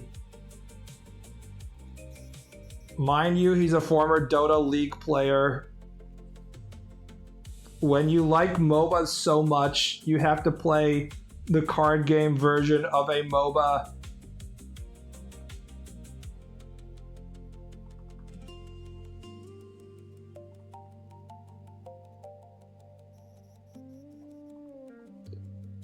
If you're like a Yu-Gi-Oh player, there's no way you could deal with like a 40 minute long card game match, because isn't Yu-Gi-Oh just like, let me look at my hand, oh, I have 2 of the 5 card combo I need, let me kill you on the first turn because I can use the first card to search my entire deck to find the other 3 cards, and then I sacrifice Giga Chad Toy Soldier to summon Gigantic Dildo Toy Soldier, and then I sacrifice Gigantic Dildo Toy Soldier to summon Anal Gape Toy Soldier, who directly attacks your graveyard, and for every card that has been expelled from your deck, you take 1,000 damage and you die instantly. Isn't that like the current state of Yu-Gi-Oh? I think we've had this discussion multiple times before, like how broken various card games are, but it's always interesting to go back to the state of Yu-Gi-Oh! I was too late. I was going to recommend Master Duel. I don't think I'm going to ever get into Yu-Gi-Oh, guys. I missed the bandwagon. Like, if I was going to get into Yu-Gi-Oh, I would have got into Yu-Gi-Oh when I was in middle school. I summon Anal Paper Gaper Toy Soldier to gape your anus and reduce your life points to 0. No! Damn you, Yugi! Sometimes they have first turn kills. Yu-Gi-Oh lasts only a couple turns. Back and forth everywhere. I mean, I played MTG on the client that they set up, and it would usually last at least like 5 turns, which sounds like it lasts like 2 turns longer than Yu-Gi-Oh, I think.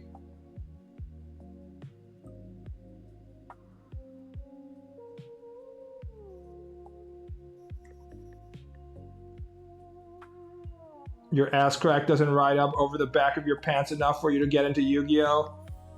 There's actually a card playing space. I've talked about how there's a hard off. It's not a hard off, it's a book off bazaar, which is book off is the Japanese used books chain, but now they sell shit like video game consoles at hard off. But the one right next to my house right now, it sells like everything. It sells clothes, it sells bags, it sells all sorts of figures, like One Piece figures. I can buy a 50% off used statue of Whitebeard if I want to. Lots of One Piece figures on sale. But they have a card section and a card playing section. And I went there the other day to look at monitors, and lo and behold, there was a bunch of Chigyu flipping through the used cards, looking for deals. Everybody is always looking for deals. The Chigyu cannot help itself. It's in its natural environment when it sees the cheap card section of the book off, and it has to immediately start looking for deals for good Yu-Gi-Oh cards. Card playing section, LMAO, did it smell? It wasn't like an officially dedicated card shop, so it didn't have the full force of the nose destroying power that a card shop would have.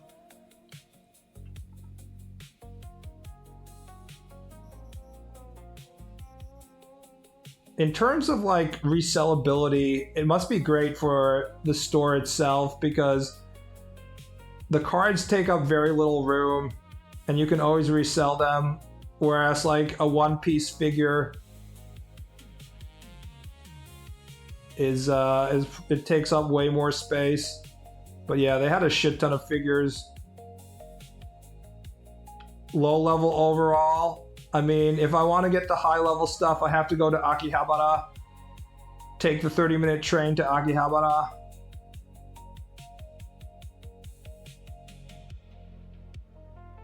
And then I can get all the Chigyu action I want.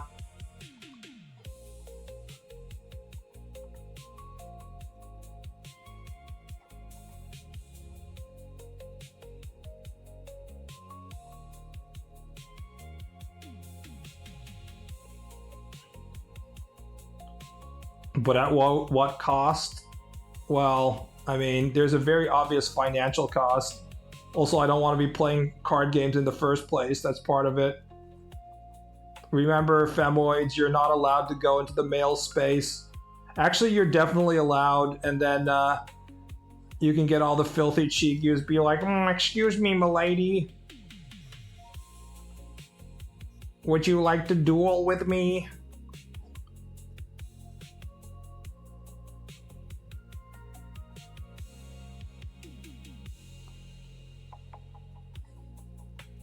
I am allowed, I just don't want to, yeah. The holy sanctuary of the Chigyus.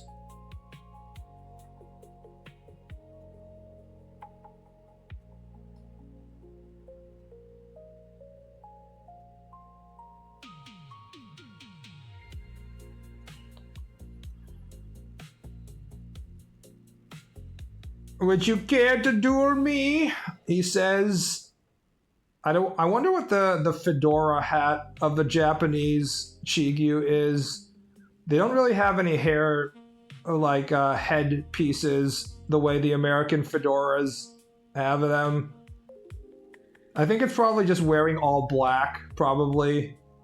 The Kirito outfit.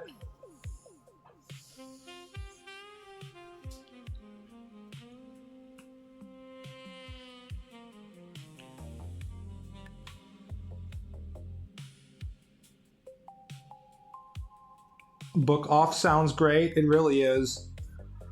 Having all of these chains for buying used stuff in Japan, it really helps you with the budget because like everything is very well used.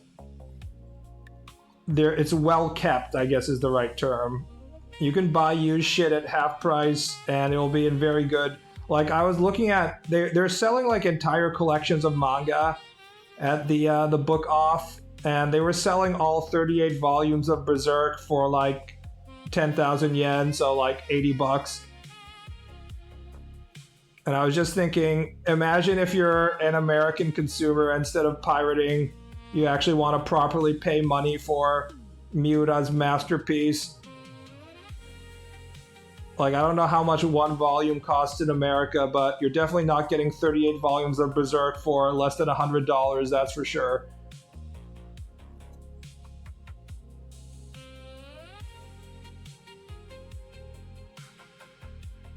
Do they sell PCs? At Hard Off, they sell PCs. So there's Book Off. This is the original, which is it's just for books. And then I remember in the early 2000s, they started selling like physical media, like CDs. It's books, CDs, Blu-rays, sometimes games. Sony's putting an end to that, obviously. And then there's Hard Off. And this is like PCs, consoles, games, of course. It has like model guns, monitors. It has guitars, cameras, amps, a lot of audio shit. But basically everything that like a boy wants in terms of like their electronic stuff. Basically like, it's like a Best Buy in terms of its. But this is what I had in my previous apartment location, but the one I have right next to me is called Book Off Bazaar. And this has, it's like level up. This has all of the top. And it also has like Louis Vuitton handbags. It has lots of clothes. It has like silverware. It has bags, and like not just like designer bags, but just like practical bags. It has all the toys. It has models, like statues. The Hard Off also has like statues, but this has just way more. It's like an entire floor of this large department store.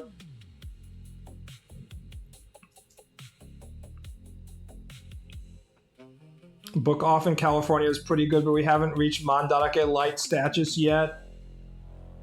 I mean, California sounds more and more like you're living in, or you're trying to live in Japan, but you can't actually get there.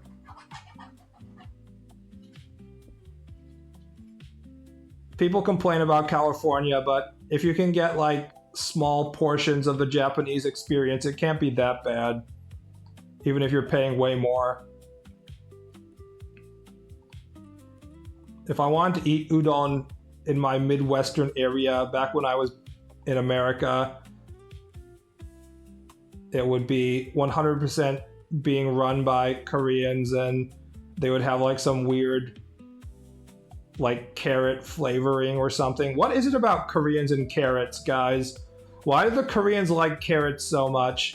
Carrots are a weird food because they have like a very distinct, powerful flavor profile. So you have to be very careful about what you put it in. But for some reason, Koreans think they can just put carrots in literally everything and it won't mess up the flavor, and it definitely messes up the flavor. I remember I went to a Japanese restaurant when I was in America, run by a Korean, clearly, and I ordered katsudon, and there was fucking carrots in my katsudon, and I still have not forgiven the Korean owners for this affront to katsudon, and I will never forgive them ever again. I am traumatized by that experience. I was just like, what the fuck? Why did you put the carrots in the katsudon?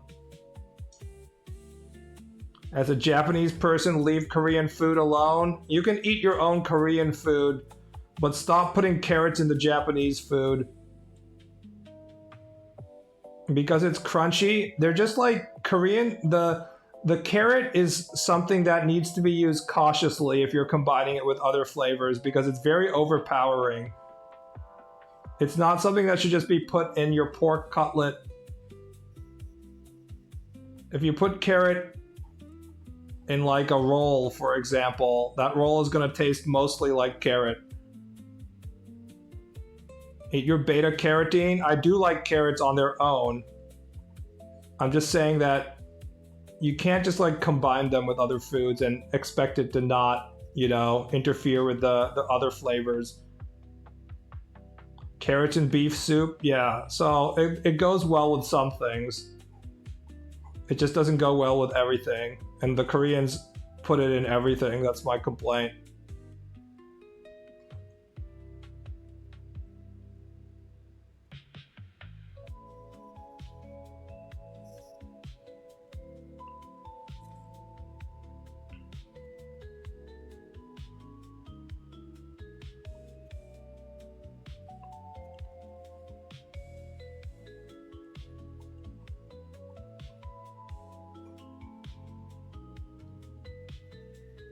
Carrots can go well in certain dishes, depends on how powerful the flavor is of other ingredients. I feel like carrots are best by themselves. Like baked carrots and shit. Or just like straight up. A lot of vegetables are just best if you just like eat it raw, honestly. Like a lot of shit we just reflexively put it in salads, but I feel like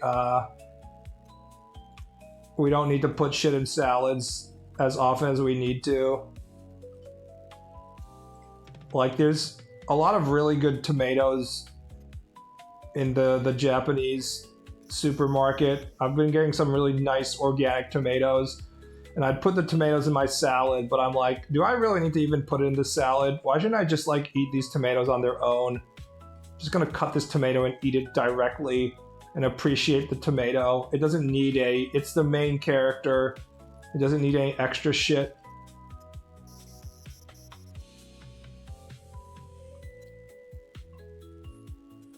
Eating is so fucking hard, man. I don't want to think about this shit sometimes. Yesterday I bought a big container of whey protein because it was on sale for like 2,000 yen or so. 2,800 yen for like a gigantic bag of whey protein.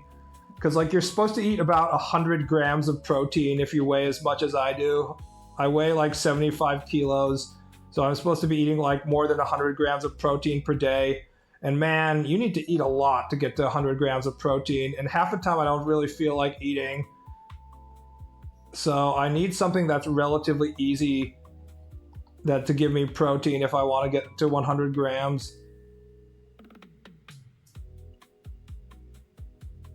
Give me my nutrient slop. I know, right?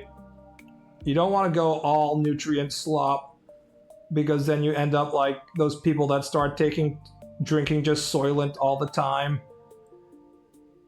And that can't be good for you. But a little bit of nutrient slop is probably okay.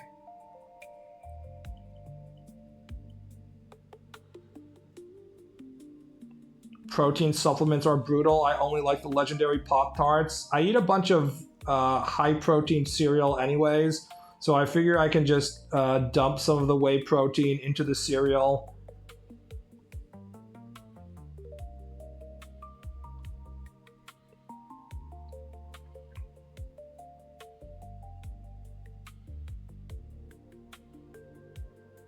Fucking Soylent. Pretty much anything that was invented by the tech bros in California has gotten a bad reputation at this point. When Soylent came out, I was like, hey, that's fine. the dude marketing it was like, hey, we're not saying this is a replacement for food. You should eat proper food, but if you're alone at the office and you're just gonna try and get some stupid shit out of the vending machine, then it's better than getting stuff out of the vending machine. I'm like, that's a perfectly reasonable appeal. And then they started doing shit like, I'm gonna drink Soylent as my only source of food for the next 2 years to prove to people that it's perfectly fine as your only source of food and nutrients. I'm like, okay, this is getting weird. And eventually you start getting all these like fucking tech bros using Soylent as like a goddamn status symbol or something. It was just like, what the fuck is going on here?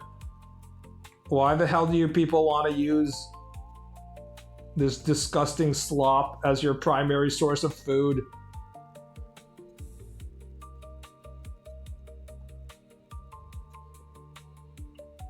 Stable diet of Soylent and ketamine.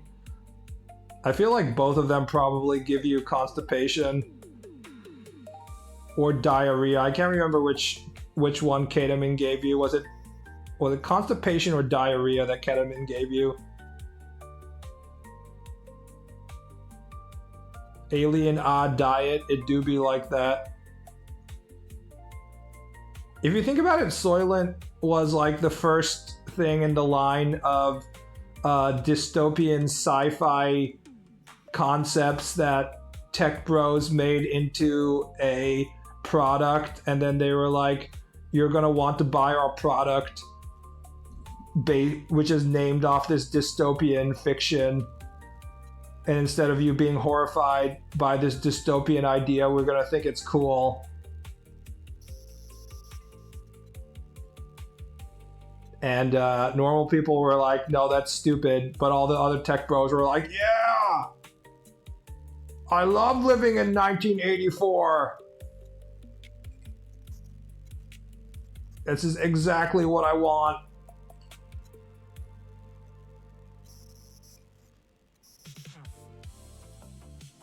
Most of those tech bros are also media illiterate. You could sell these tech bros like a Big Brother TV. I forgot what the TV screen was called in 1984, and be like, this is just like, you know, that George Orwell novel in which the state is monitoring you at all times. And they'll be like, oh, cool, it's like the sci-fi future I always wanted.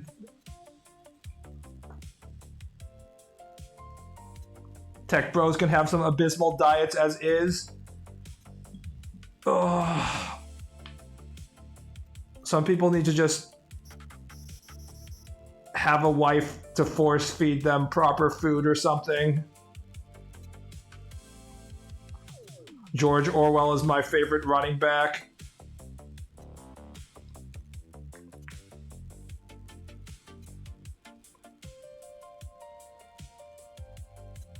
Me when I name my ubiquitous surveillance company after Palantir, a fantasy surveillance device given to kings as a special pretty present.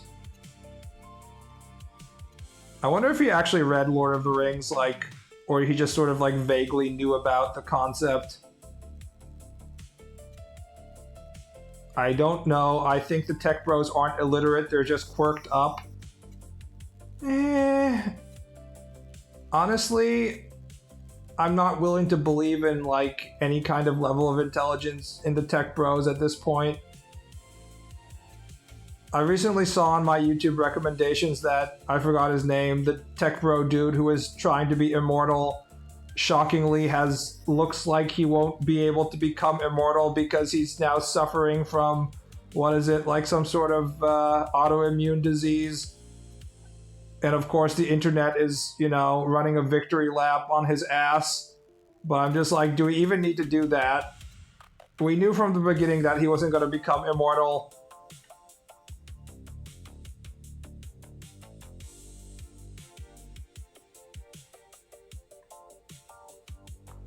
Also, I was immediately recommended videos of like, is it possible that this dude is in this situation because he fucked up his health because he had a weird diet because he was going like too hard into veganism? And I was like, yeah, of course, immediately we're going to start considering whether his own like quest for immortality has fucked up his health, because it's not enough for him to just fail. He has to be like humiliated, and I'm definitely in that camp as well. But I do understand that we can only hope for the worst for this guy. Literally nobody's like, oh boy, I sure hope this billionaire Mormon dude will achieve immortality. Like, said nobody. We're all just hoping that they get their comeuppance. So it's totally possible. Hormones are no joke. The doctor dude who was talking in that YouTube video was suggesting that maybe because he was doing veganism too hard that he messed up his gut biome. And his problem apparently is he has some sort of autoimmune disease in which the gut is digesting itself or something like that. So it's perfectly possible that he was taking like too much nutrient supplements and stuff and not eating enough normal food, and he's just like fucked up his gut biome. That's always a thing that can happen, I guess. Why are these billionaires trying to achieve immortality and not trying to get impossibly large dicks? Are they telling us something? I mean, there's the whole theory that Elon Musk has fucked up his cock because he did in vitro fertilization for a lot of his kids. So it is possible that they are telling us something. He's obsessed with leaving his gene spawn on this planet, but he doesn't seem to be that interested in using his cock to get there. Impossibly large dicks aren't actually advantageous. Yeah, unfortunately we're not in the hentai timeline in which the girl's like, there's no way it won't fit. And then it definitely does fit, and not only does it fit, it stretches out her entire innards and stuff and immediately impregnates her because the tip of the penis is reaching the fallopian tubes or something like that. That isn't how real world works. If impossibly large dicks were actually advantageous to, humanity as a survival strategy and increase the chances of you being able to pass down your genes to the next generation, then everyone would have impossibly large cocks. But the fact that that hasn't happened just tells you that the dicks aren't that important.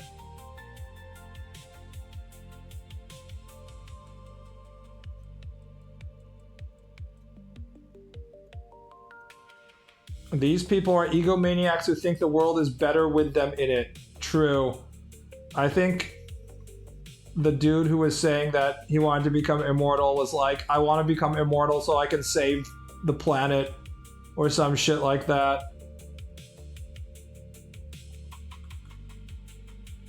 I don't think he was saying like, I'm terrified of death. He was like, I want to make sure the planet was okay, so I need to be here to, help everybody or some shit like that, so.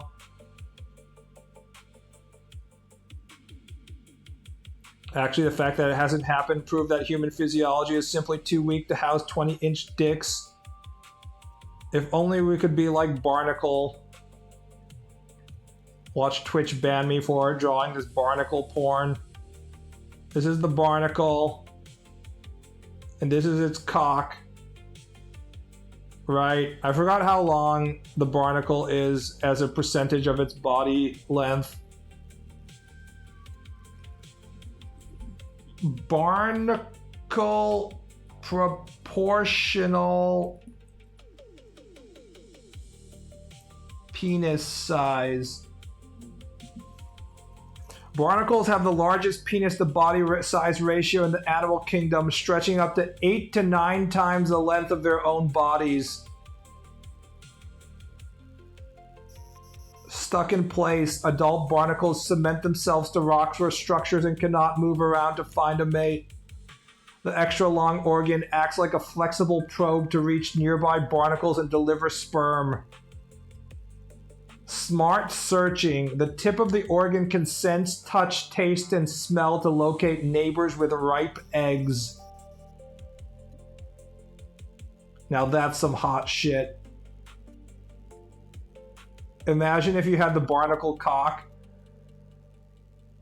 You're 6 feet tall, your cock stretches to 48 feet long, and you use it to sort of probe around the room.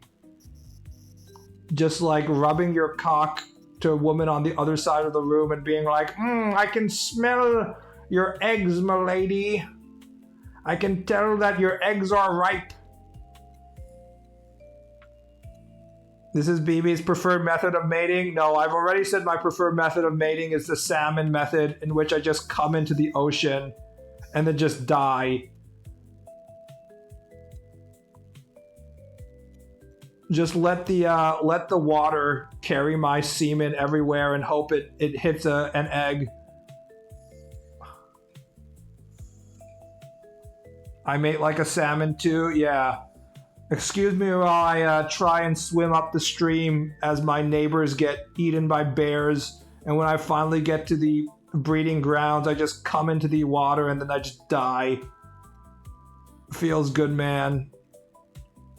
The leaked playable build of GTA 6 is actually 250 gigabytes of barnacle porn. Yes, why was it always dolphin porn and not barnacle porn? I don't understand. Would you prefer a duck or hyena one though? What is it about women being like the hyenas? They're so inspirational. They have to give birth out of this weird clitoris tube. It's like hyenas are what taught me that Freud's theory about women having penis envy was actually true. It doesn't apply to all women, but it definitely applies to the women who are like, hyenas are so inspirational. It's like, okay, so this animal is inspirational because it has a clitoris cock? That's what you're saying? Because you're basically proving Freud right, lady. Praying mantis mating is peak mating, though. You don't have to deal with a woman ever again. There's actually a lot of mating methods in the animal world in which you don't have to deal with women ever again. Even if she doesn't bite your head off. A lot of creatures, they just fucking die immediately.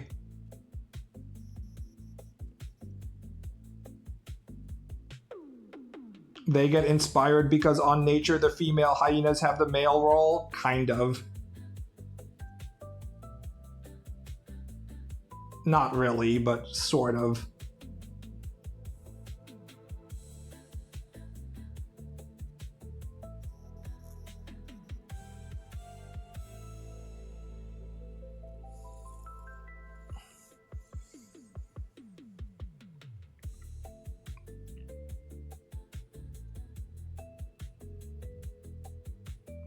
Protein is so valuable in the natural world. Like, half of the creatures are just like, are we done with sex? Okay, I'm gonna eat you. I mean, some creatures are just like, oh, I had a bunch of babies, but I want to replenish protein. I'm gonna snack on my own children.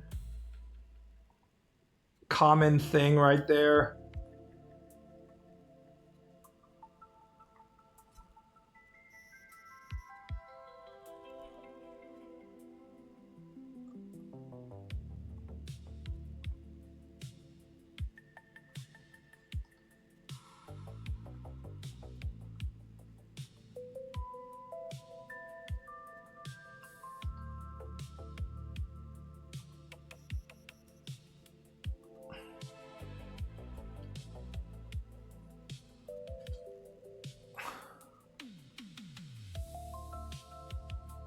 They do. They are the hunters, providers, and guardians. Yeah, but that's like the same for a lot of the other savanna animals. Like, the female lions also are the hunters and shit like that.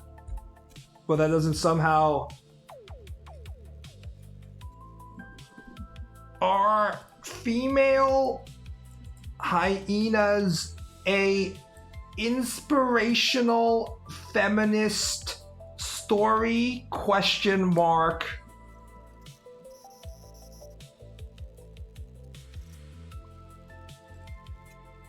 Female spotted hyenas are larger and more aggressive than males. Every female outranks every male in the clan, meaning even the lowest status female dominates the highest status male. Anatomical power. Females have an enlarged organ called a pseudopenis, which gives them strict control over who they mate with. Female hyenas rule through strong social support networks and alliances with other females rather than just relying on size. The scientific reality. Not human politics. Animals do not have human concepts of fairness, equality, or human rights. What? By the way, the top search result is how a pseudo-penis packing hyena smashes the patriarchy's blah blah blah, guys. Like, come on, guys. This shit is so stupid. My general response to anything that feminists like is like, you should ignore what they're saying because it's fucking stupid.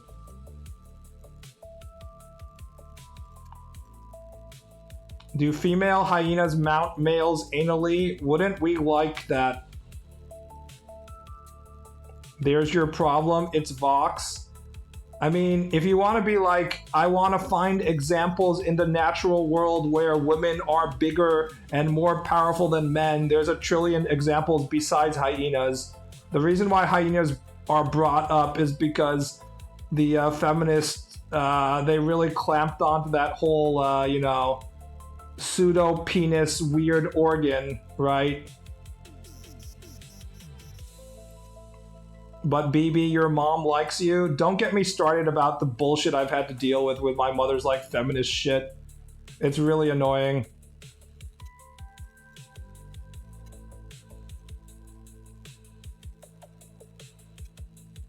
When my mother was going through her angry rage moment after Roe versus Wade got overturned, she, with a straight face, started talking to me as a serious idea about how all men should get vasectomies. And I was just like, Mother, do you seriously think I'm going to be like, oh, I empathize with you? I'm going to be like, that's right, honey. Every guy should get his balls cut off. You really think I'm going to say that? I was just like, please just fuck off. I don't really care how angry you are about the Supreme Court taking away your abortion rights. Is your mom old or new school of feminist? She's not a real feminist. She's just someone who wants to do whatever she wants. And if you're a woman that was growing up in, the 60s and 70s, that meant being a feminist because you weren't allowed to do whatever the fuck you wanted just based on the way society was set up, and you couldn't even have your own fucking credit card.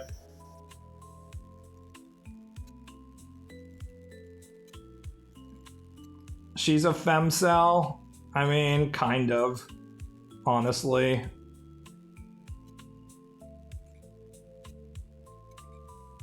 She just wants to do what she wants, and she doesn't want men to get in her way.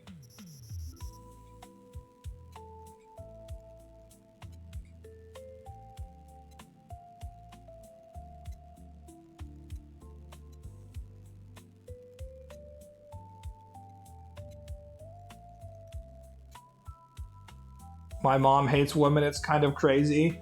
You'd think that liberal politics would have figured out by now that there isn't some kind of like unified group of feminist voters, and having a female candidate does not automatically mean that women are going to vote for the Democratic candidate. But we've already had Hillary Clinton and Kamala Harris, and while they certainly got a lot of female votes, it doesn't really guarantee anything.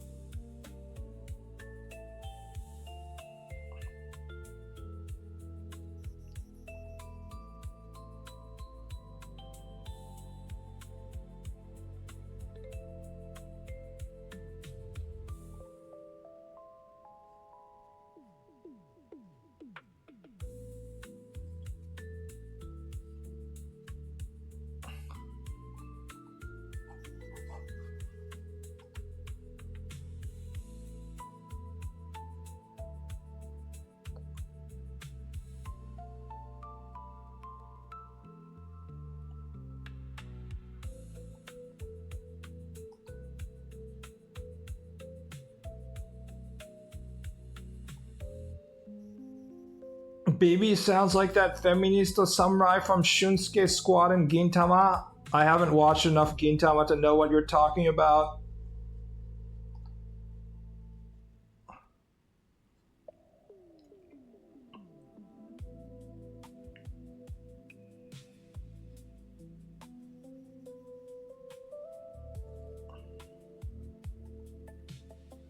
Gintama in its very conception is an anti-female concept because the author was like, it would be funny if I named my comic after something that sounds like male balls, and now we have all these female middle schoolers saying, "Did you read Gintama?" And it sounds like Kintama, which is balls. That would be funny, LOL. And you know what? He was 100% successful. Gintama is way, way, way more popular among women than it is among men. So we have all sorts of women saying something that sounds like male testicles. Lorikon janai feministo is his famous line for when someone accuses him of liking flat chests. I do like flat chests, and I'm definitely not a lolicon, but adult women with flat chest is a very small genre if you're looking for those characters in anime and stuff.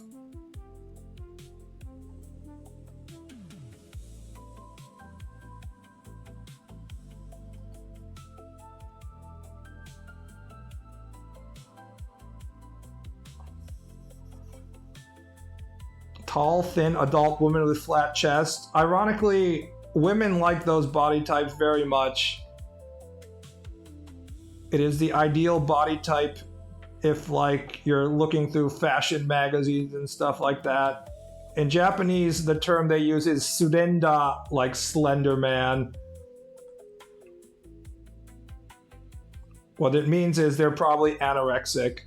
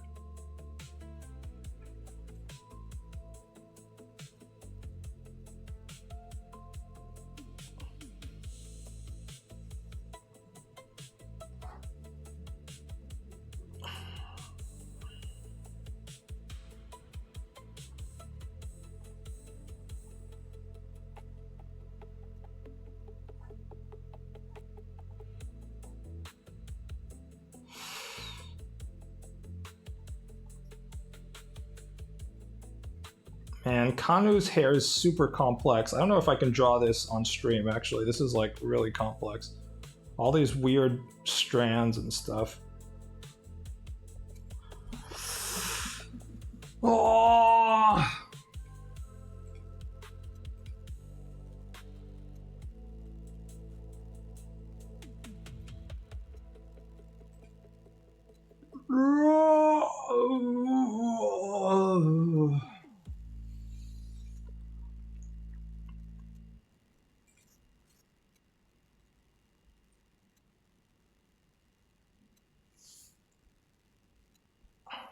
Sleepy?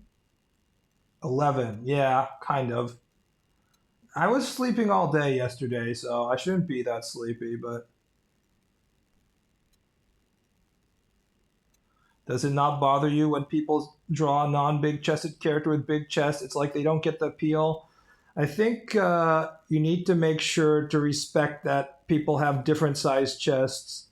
If you start giving everybody big chests, then it devalues not only the quality of the flat chested characters, but the big chested characters as well, because it robs them of their identity.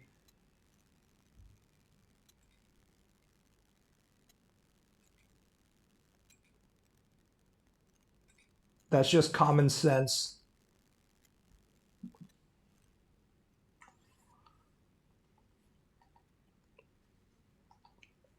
I like glasses girls in my anime and stuff, but I wouldn't put glasses on all the girls, right?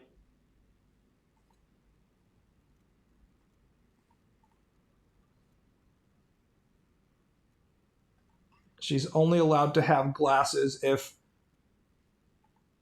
she's the school, the class, what do you call it? Kakari Yincho. It's not necessarily the school, the class president or whatever. I guess it is the class president. You guys remember what the translation for the standard glasses girl's job in the high school is? Do they call it student head? In Japanese, they always just call them like iincho.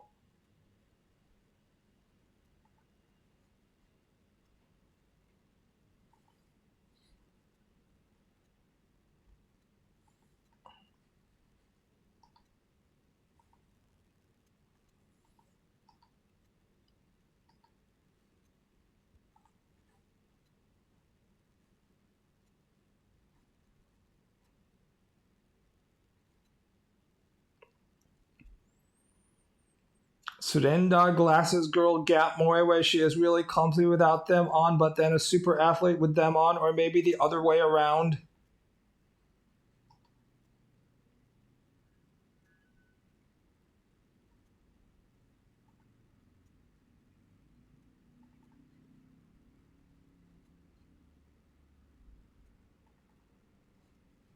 I'm also tired of characters that don't have the physique to be super athletes end up being super athletes, like fucking Konata and Lucky Star and shit.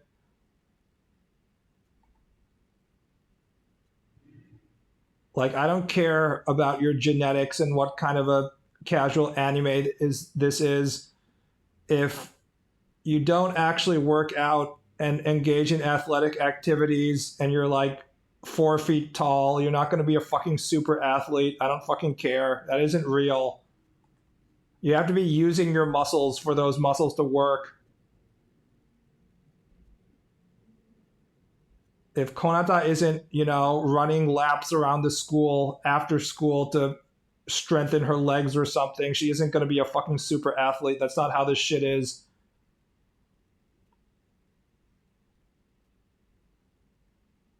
Anime isn't real. It really is not. You know about the shogi manga where they start as flat chested, but by chapter 5 or something, the author had the chest of the character just barely touch the ground? What you are thinking of is Saki, I assume, and it's a mahjong manga. There are handy dandy comparison images of this.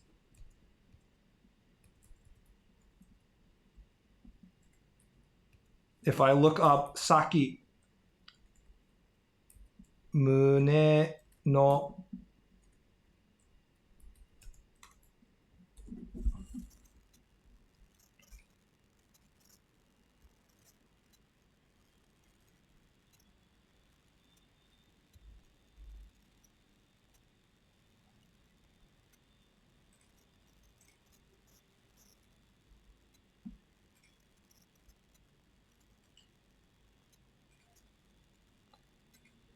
Here's the infamous image that went around. Apparently, according to the blog I just checked, her boob size is back to normal now.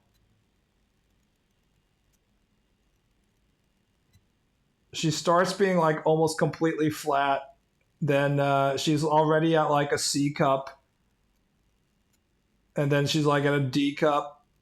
And then we're like, oh fuck, we're getting into the insane territory. Apparently, this happened within like a few volumes or something.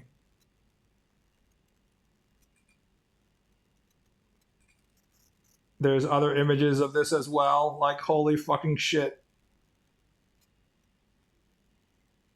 Apparently, it's not just her because there's like YouTube shorts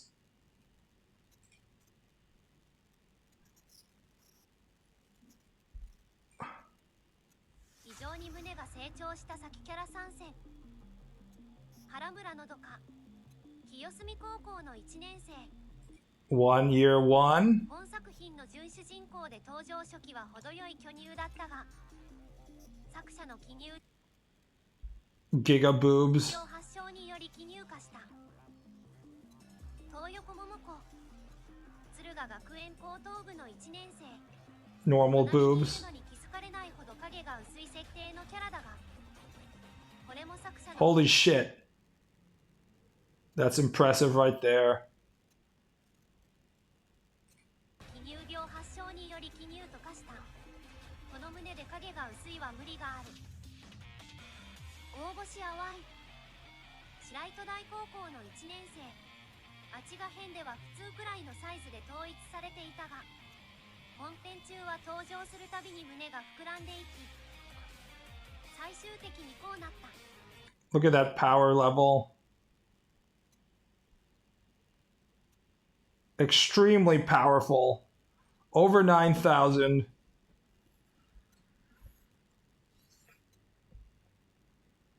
I wonder if when an artist draws a character, they test a bunch of different breast sizes until their erection reaches maximal volume. I don't know, man. I don't know how it becomes like this. Imagine the back pain. Imagine if she just like sits on top of you and crushes you with her chest.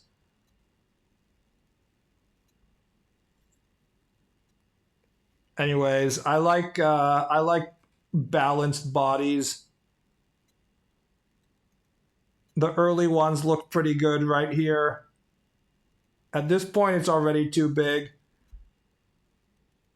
Also, her skirt is incredibly short to begin with. You would be able to see her panties at basically every point, even in the first images. Like the end game skirt is slightly shorter than the beginning skirt, but it's at pretty much every point. If you were just like standing behind her, any kind of leg movement would allow you to see her panties. It just starts being grotesque at one point. Yeah, that is basically what it comes down to.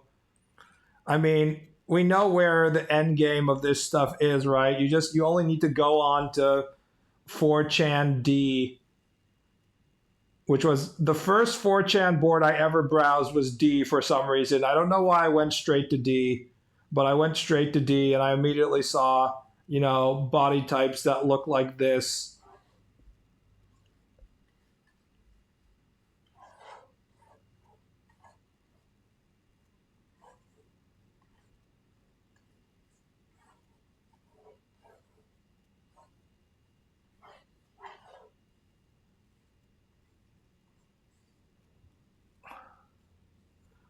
Honestly, D is a pretty good place to start on 4chan. Yeah, better start with the shitting nipples thread.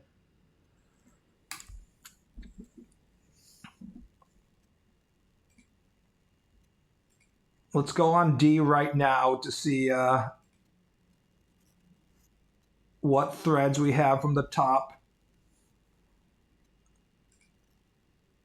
First thread, D, Alternative Diffusion General. Chubby BBW, SSBBW, USBBW. I'm guessing it goes like BBW, Super BBW, and then Ultra BBW. Giantess Futa. Feels like it's been a while since we had some of these. I assume this involves you getting like cock-vored by the Futa. Anal Gen, Anal Toys and Masturbation General. As a man, I feel that if I had been born a woman, I would definitely be a prostitute. I have a high sex drive and crave frequent intercourse. I enjoy thrills, BDSM, and the act of serving my partner. Chastigen, Chastity General. This thread is for posting pictures, experiences, and adventures around chastity devices. Big clit thread, and there's just an image of a woman with a cock. Slavery General. Female hyper muscle. Machine assimilation. Belly stuffing thread. VTuber Architecture General Happy Vor Day Edition. TSF Gender Bender. Futa on Male. Spanking. Top Heavy. Color and Edit. Giantess Growth. We have multiple Giantess threads on D right now. Omorashi. Lost Media.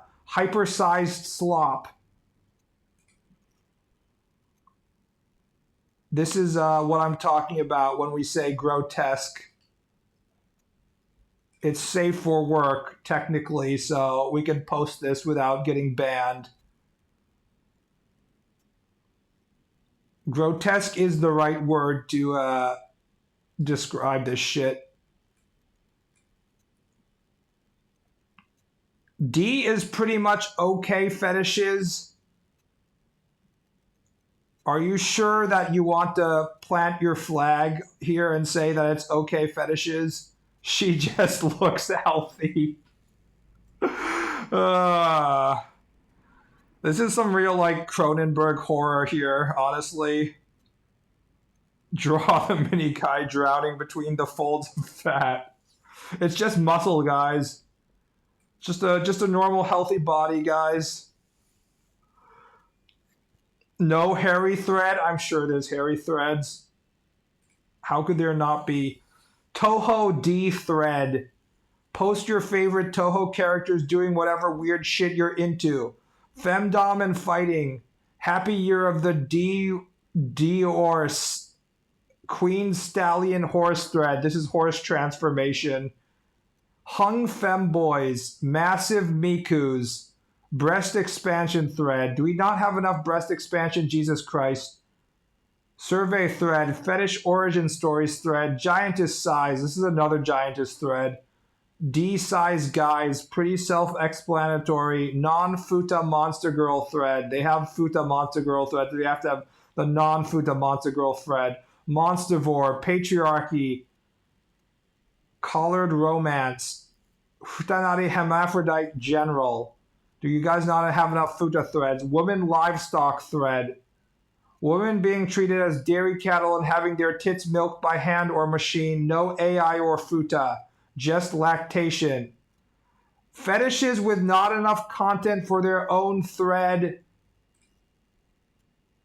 Guess what the thread cover image is? It's that one. This guy has got to be the most legendary anon of all time. The I need to masturbate to Islamic tiles guy. Just like honorary in the Hall of Fame forever. Everybody knows who he is. Nobody will ever have a weirder fetish than this guy jacking off to these nice tiles.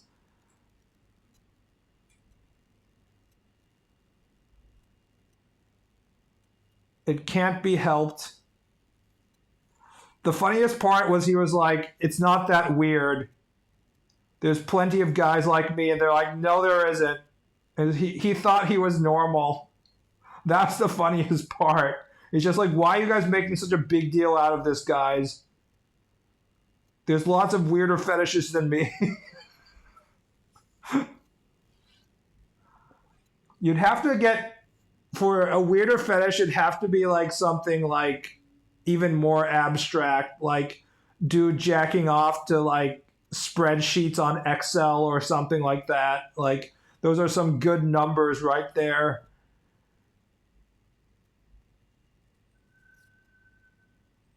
Feb boys with small budding tits. Feminization progress. VTuber bodily waste. Gentle giantess. Jesus Christ. There's like 4 giantess threads up on D right now. 5 giantess threads. Giant diffusion general. Tentacle thread. No Futa, no yaoi. It has 5 replies. This is irrefutable evidence that tentacle is vanilla, guys. The D thread for the tentacle thread with no Futa and no yaoi has 5 replies. Nobody on D is up for that vanilla shit. Nobody is like, oh, I want tentacles. They're too busy in the cockvore giantess thread. Fifth giant male size thread. Man, giantess is just so popular.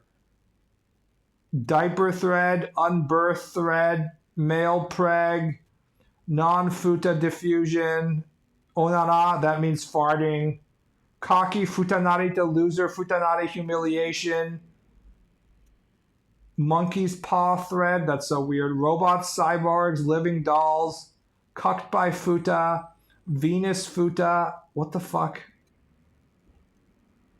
Oh, that just means like MILF futa, hypnosis, big butt thread, self bondage,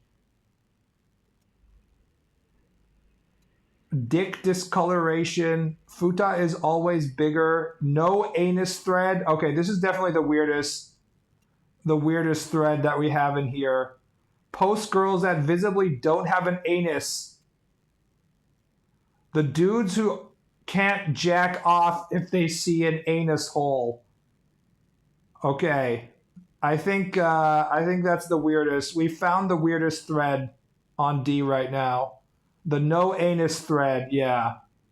If you go on D right now, you can find near the bottom there's a no anus thread with 49 replies to it. It's for people who want to jack off the women, but the existence of an asshole is too much. They just want a woman, but she can't have an asshole. Huh? I'm in the exact opposite. Yeah, the anal vor people are. Here's a weird one. Inanimate transformation, and we have an image of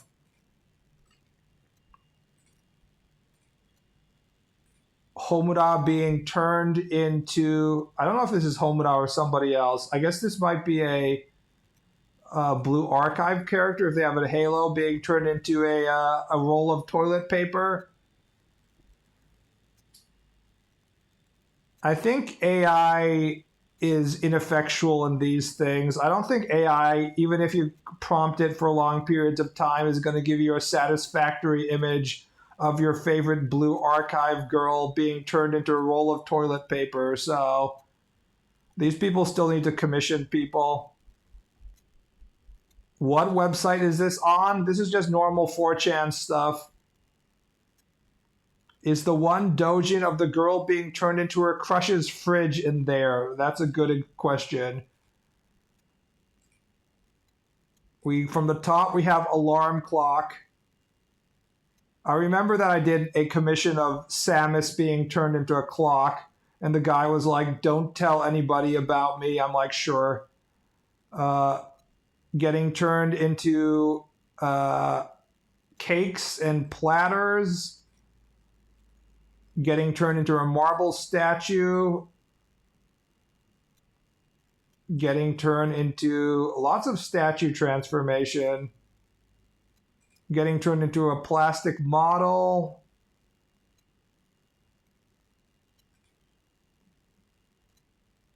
Getting turned into a snowman. Yeah, it's mostly statues. Interesting. Inflatable cow pool toy.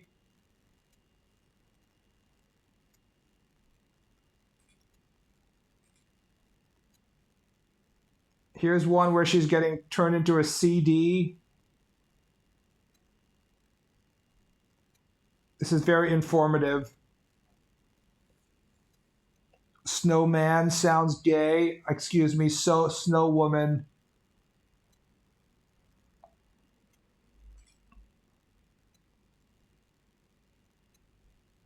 Here's one in which she's getting turned into chocolate mint ice cream. It's crazy to think that some dude is like, I have to learn how to draw, as you can tell from the level of his drawing ability. He's like, nobody else is going to draw this for me. I have to get to my own fetish. Some dude was like, I need to draw my favorite girl being turned into chocolate mint ice cream. It's the only way for me to come. Is seeing this girl being changed into ice cream. At least CD has a hole. I don't think you can fit your cock inside that hole, though.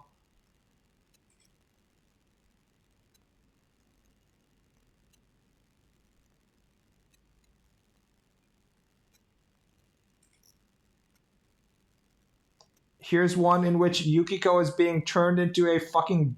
Oh, the Chie being turned into a burger, guys. Chie has been turned into a burger, and Yukiko, whose eyes are not properly centered, is going to take a bite out of her best friend without knowing that she has become a burger. Finally, American representation. To be honest, this is a hard-years path deserving admiration.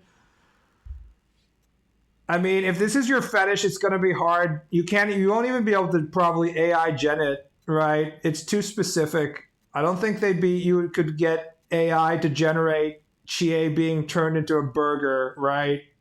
So the guy literally has to either spend hundreds of dollars to commission it or draw it himself.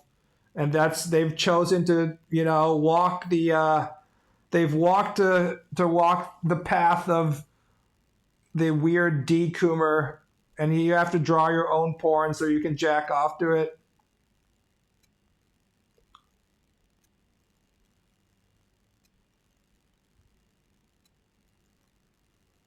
In some of the comments, it says, "You guys must have the worst post-nut clarity ever. I don't envy you."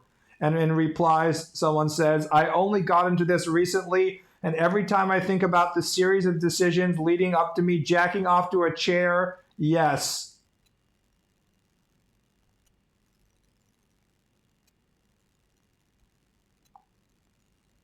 After you jack off and you're like, maybe I shouldn't be masturbating to a chair. It's unavoidable, unfortunately. I don't think X character as a burger should be that hard for AI. Can you use Gemini that way? Generate an image of an AI of Chie of Persona 4 as a hamburger.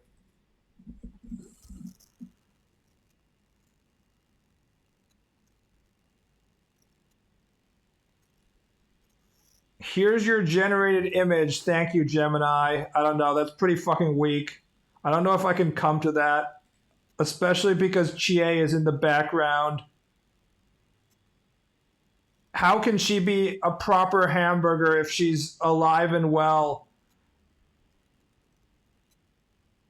We have weird black hair Narukami. We also have Chie cosplayer over here. They know the existence of Junes. This tiny glass of Coke is really bothering me, and so is the dirtiness of this plate. 0 out of 10 still has arms. We should ask that guy who drew that Chie burger image to confirm whether he can masturbate to this or not. Also, it really bugs me that they understand Chie having her outfit in the background, but for the actual burger, they gave her like a fucking blazer and a necktie. Like, what is going on here?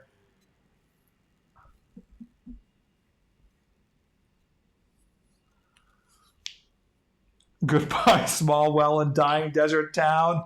I'm sure they'll appreciate what all of their water is being used for. All right, guys. That's enough internet for today, I think. We made a small amount of progress on this image. Have a nice night, guys. Thanks for the video game recommendations. If you have any more recommendations, keep on recommending me. I'm in the business for playing some PC games I haven't played before. See you around. Good night.